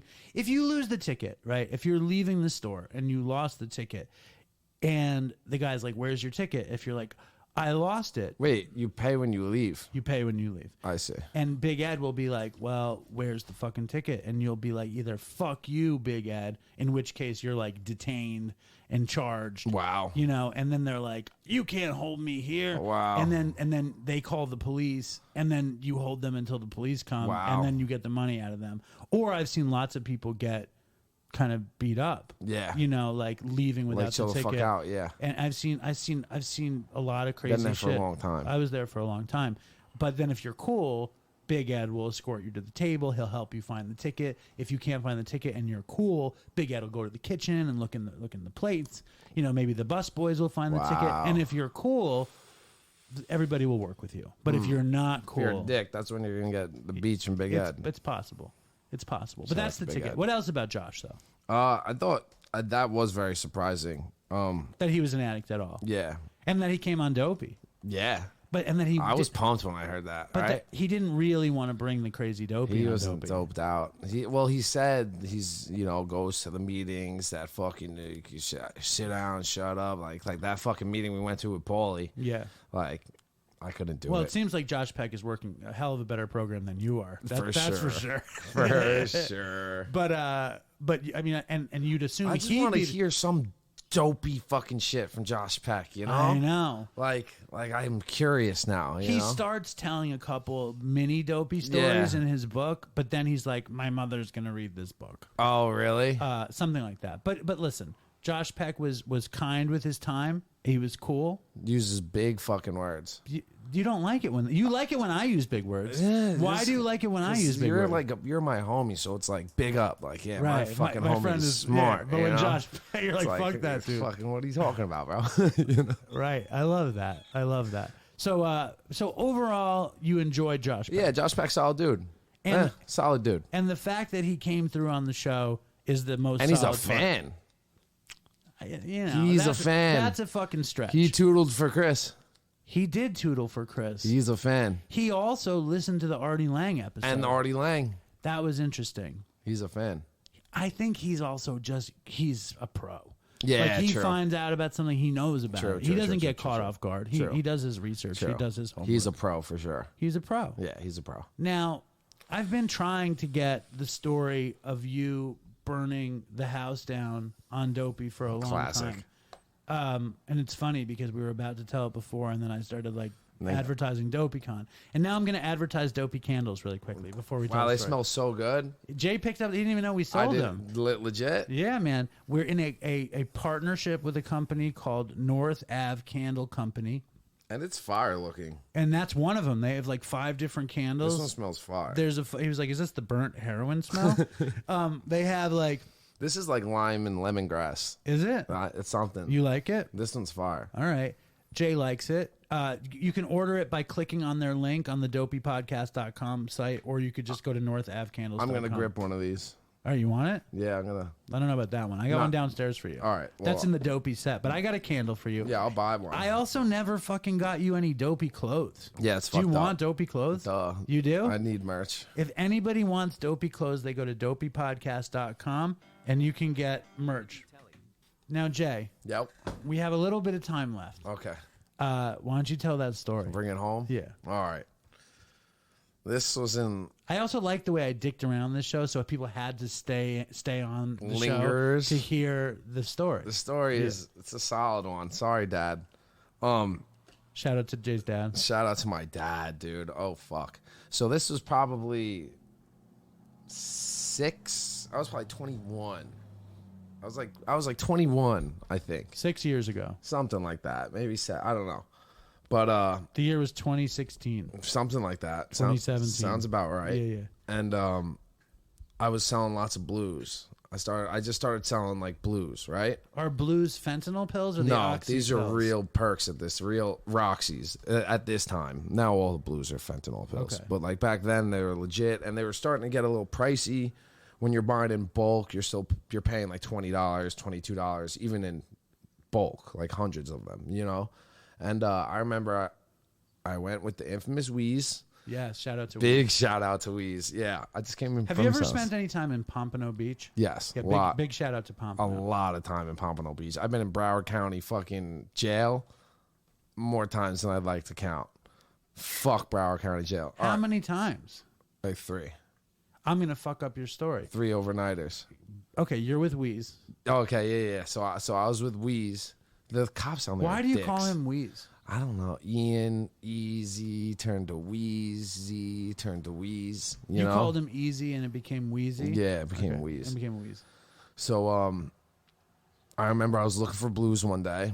This is this is a preface to the story. So Okay. like I'm looking for blues one day to sell, trying to get a couple hundred, and like I don't know where to get them, and if my guy doesn't have them, so Wheeze was the guy, and he calls his friend, and I'm like okay, and this friend, I don't even know his fucking name anymore. Shot, smoked out, just shot. I was like okay, whatever. He's like, and we needed the blues bad. People are calling me. I need the blues. We all need the blues bad. And he's like, oh, my friend will you sell them to you, whatever. And he's like, yeah, but you need to give me the money. And I'll hop in the car and I'll do it. I was like, bro, no, I don't fucking do it. I don't do it. I don't do that. I don't do that. We were fighting. We were going back and forth like an hour. And eventually I was just so sick. I was like, fuck it. You know? I was like, fuck it. Gave the kid the blues. And this might not even, I gave the kid the blues. He gets in the car. We're at 7-Eleven on Sunrise. Gets in that guy's car, comes back in the car. I look at the bag, one look. Fake. Knew it was fake. The kid wasn't in on it. I really don't think. Do you think you told this story the first time you were on the show? Maybe. No, I've told you this story separately, okay, I think. okay, you've got This it. is the preface to Yeah, what happened. Keep going. Please go ahead.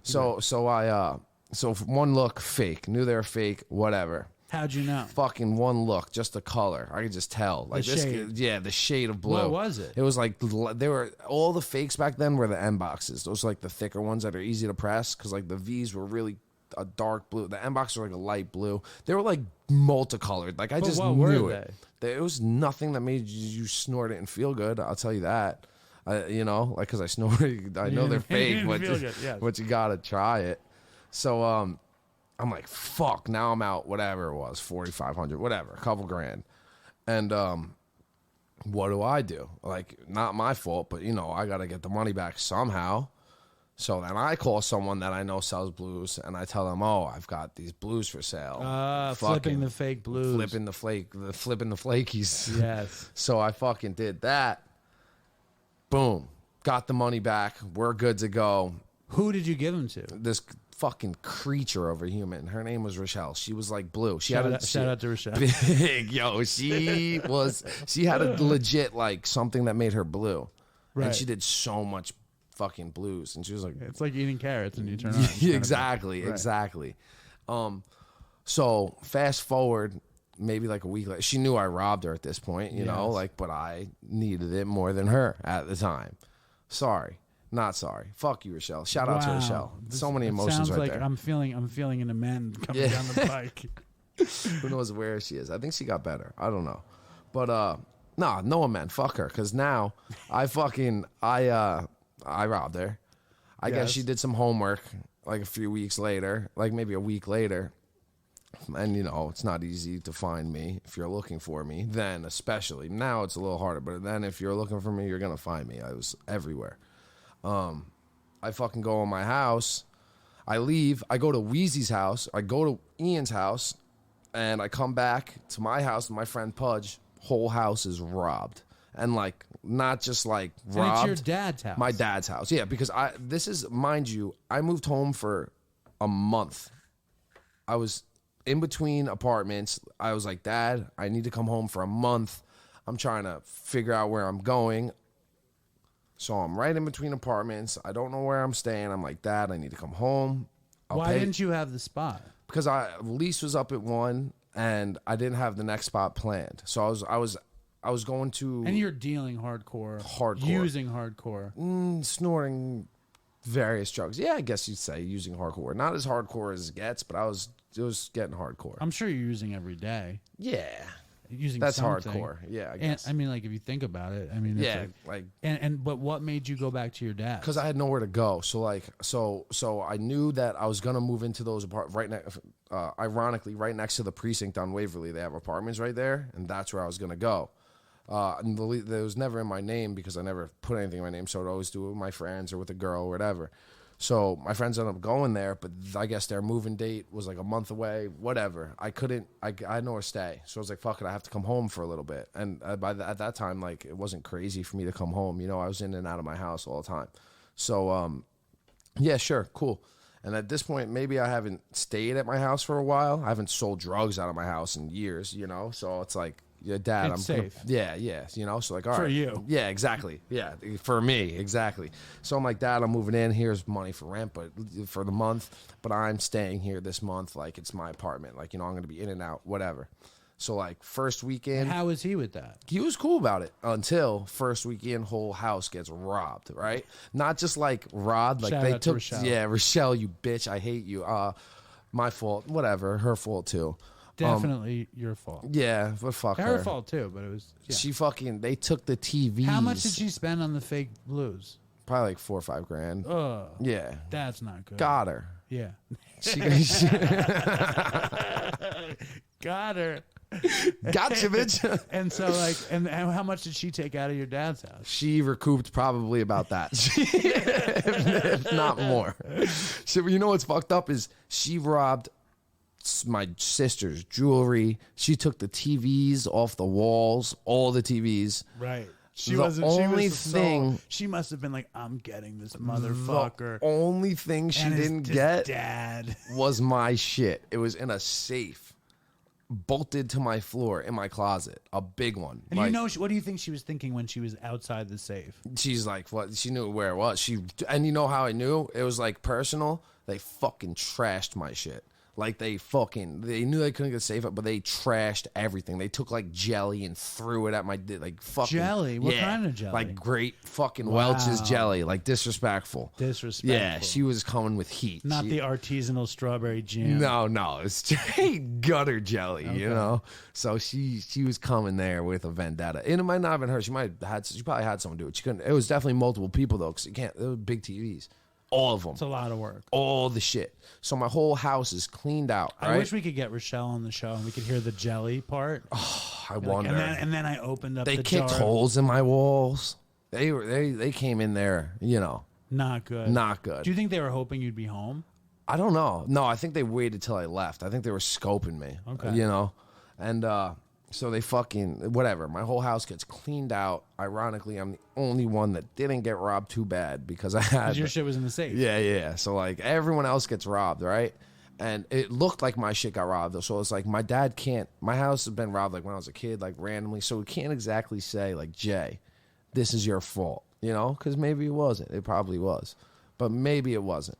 So he wasn't like, get the fuck out, He was like, how could he not say it was? It's like you're this known fucking drug knew. dealer wearing the new Supreme outfits for $1,200 a pop or whatever you're doing. How you know that? Because you always used to brag about your Supreme clothing. Yo, He had to know. yeah, no, he knew. I He didn't just couldn't work. He just felt guilty, like about like beating you as a child and stuff. Yeah, exactly. So he didn't want to get upset at you. Yeah, exactly.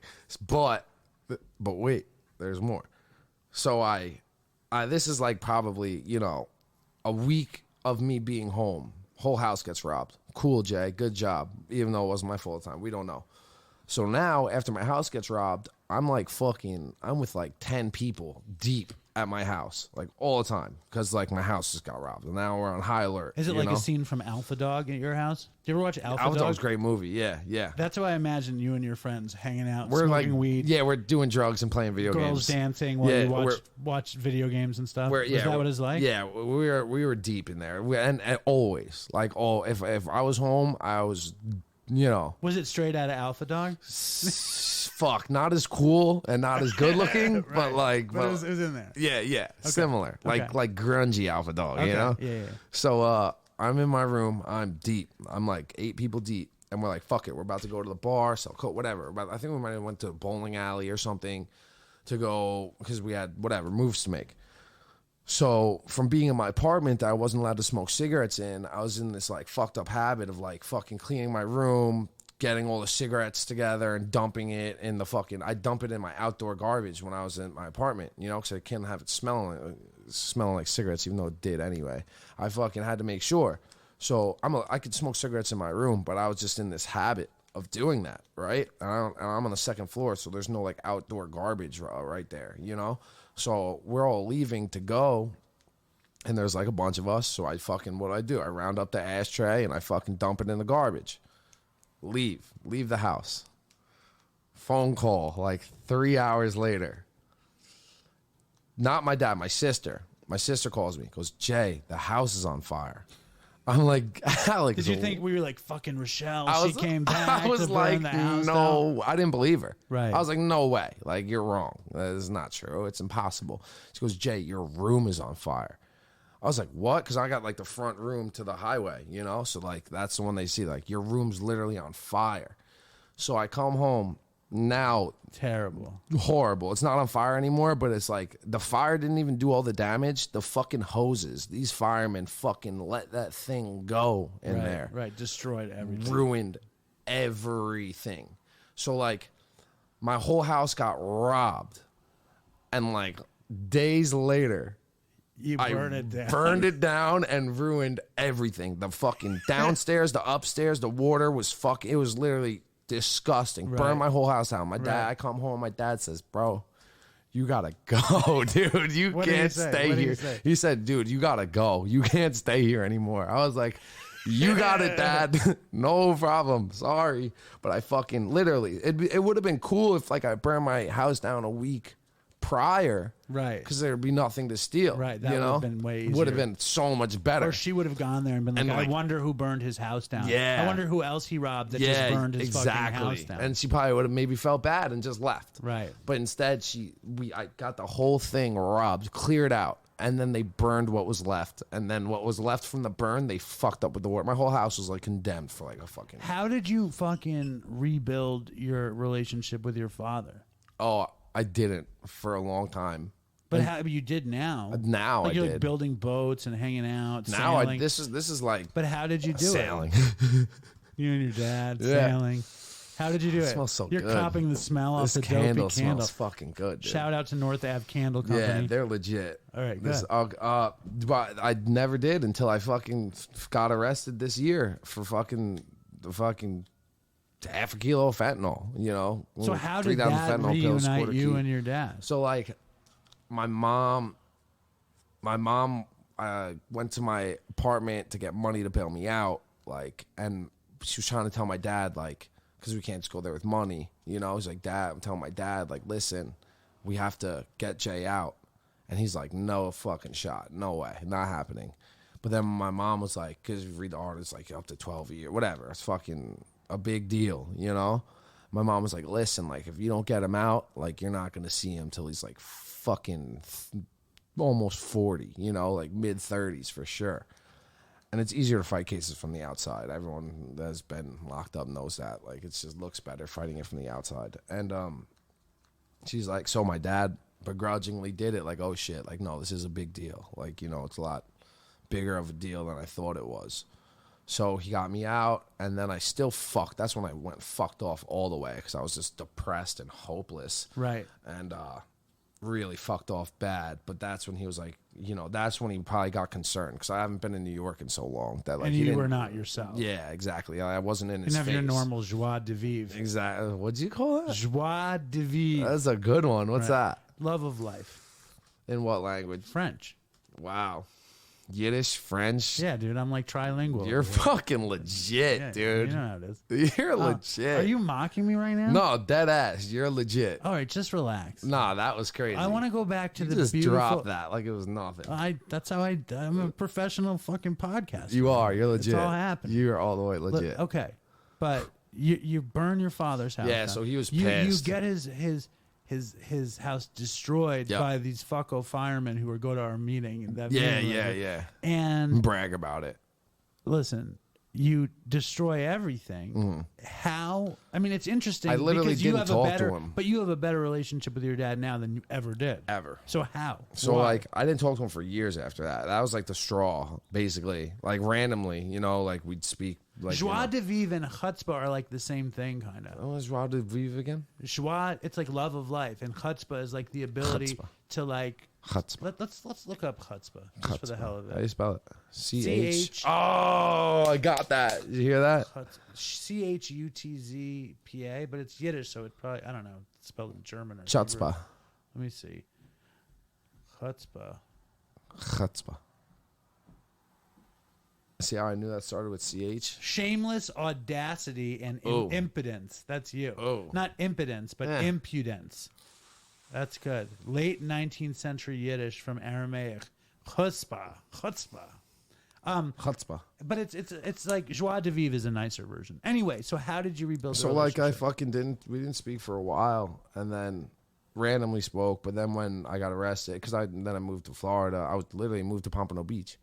I was in there, and then I Shout moved out to to California. Pompano Big Beach. fucking shout out. Jit. That's a Pompano Beach slang. Jit. I got to get my sister, my daughter to stop saying that. Yo, that's some jit slang. That's what they say down there. It was a jit. I can't. She said that watching Stranger Things with me and Linda last What's that? night. Look at that jit. Yeah, something like that. That stupid jit or That's something. I was like, what's going on here? Yo, shout out to Nor. So yeah, I fucking moved, and then I didn't. And then when I moved to Florida, however many years ago that was, 5, maybe 4, like shortly after, you know. Yeah, because I went to the other apartment and I had like it for I think almost a year, and I left early, and then I moved shortly after that, and then I fucking came back home defeated, and then my dad probably feeling guilty about life things, you know, and like my family was fucked for a while, but it was calming down. My older sister got off heroin for years, you know, like she was good. Everyone was Did you doing sell well. to her? No, never. I think we did coke together like once, and yeah, it's a fucked story. But yeah, Was the relationship because I know your dad used to drive you to the beach meeting. yeah, Was that like a thing? started it. That's like what opened the door, I guess, because like I was fucking doing better, you know, and like I blamed, I don't know, like, oh, fuck him, a dickhead. But I was a fucking dickhead. Like, you know, it's really, I was a Think fucking about poor dickhead. Rochelle. Yeah, fuck that bitch. All right, just take Sorry. it easy. Take it easy. Anyway, so I'm glad though. I'm glad like Better relationship than ever. Me and Jay were supposed to do something. He's like, nah, Dave, I'm building a boat with my dad. Is that your impression of me? Yeah, it's a very wholesome impression. No, you go, Mr. Jones. Mr. Jones. Davy Jones. Would it be? Davy Jones, what's happening? You mock me when I call you. What's happening? You see, I think my voice is really cool. I think my voice is really cool. I don't know. I don't understand how this could have happened to me. All right, well, that's a fucking episode. What do you think? Did you have a good time? Great time, always. Shout out to the Dopey Nation. Is there anything you'd like to add? Oh, fucking don't do shit. drugs. Stay in school. Yeah, fucking stay in school. Don't do drugs. Fucking come to DopeyCon. Yo, legit. Are you excited for DopeyCon? I'm pumped. Smiling Joe. Yo. Fentanyl Jay. It's literally Brandon Novak. Smiling Joe is like a celeb of his own. You know he has a hat that says Smiling Joe on it? Does he? Wow, he really embraced that. I think somebody probably gave it to him. Probably. I'm walking down the street and there's a fucking Smiling Joe hat in his back mirror window. No. Yeah. I took a picture of it. I'll show you later. Jay, did you feel good about this episode? Great. Did you have a good time? Yeah, shout out to Josh Peck. Shout out to Josh Peck. Shout out to Scott Wick from Pompano. Oh, he's from Pompano? Yeah. Oh, shit. He's the one who thinks you shout out too often. Oh, I definitely do. It's like when people get to hear it, maybe, you know what? I do it for the people. The Dopey Nation has taken to your shouting out. Didn't Josh Peck shout out? He did. That's where it all started. Josh Peck shout out, yeah. He shouted out everybody. Yeah, he gave a big shout out. He did a lot of shouting out. Yo, shout out to Josh Peck for that, dude. All right. And also, yeah, Scott Wick. Scott Wick? Yes. You're from Pompano, bro? Yes. And he's upset with the shout out. Well, I think, you know. I did it wrong. But this is for the people. You know, what if they're listening and they hear the big shout out? Scott Wick will be at DopeyCon. I know that. If he's listening right now, shout out to you, I guess. He's listening. He is, right? All right. Thank you, Jay. Thanks, Dave. Stay strong, Dopey Nation, and fucking toodles for Chris. Toodles. Linda just texted me. She's downstairs. I gotta take the kid to soccer. Okay, soccer is important. Yes. I want to take a walk around the world. I wonder would it do me any good? Until I get some money in my pocket, then I guess I'll just have to walk around my neighborhood. But I want to be good so bad. Want to be so good, so bad, so bad. I want to be good so bad. Bad desire's all I ever had. And I want to take a ride up in the sky. Watch this aeroplane just pass me by. And I want to see a Lear jetliner take a dive, just to show all of these people what it means to be alive. But I want to be good so bad. Want to be so good, so bad, so bad. I want to be good so bad. Bad desire's all I ever had. And my shadow's getting smaller and smaller. And it's time to where I stand. Shadow's getting smaller and smaller. And it's time to where I stand. And I wonder would they pay it any mind when I leave this busted city far behind. I'll take the high road, however far it winds, because peace and love are very, very, very hard to find. And I want to be good so bad. Want to be good so bad, so bad. I want to be good so bad. Bad desire's all I ever had. Damn it, all these suckers make me mad. And it's all I ever had. And it's all I ever had. And these suckers make me mad, and I want to call my dad. And it's all I ever had. And it's all I ever had. And it's all I ever had. And it's all I ever had. And these suckers make me mad, and it's all I ever had. And I want to call my dad. And it's all I ever had. And it's all I ever had. And it's all I ever had.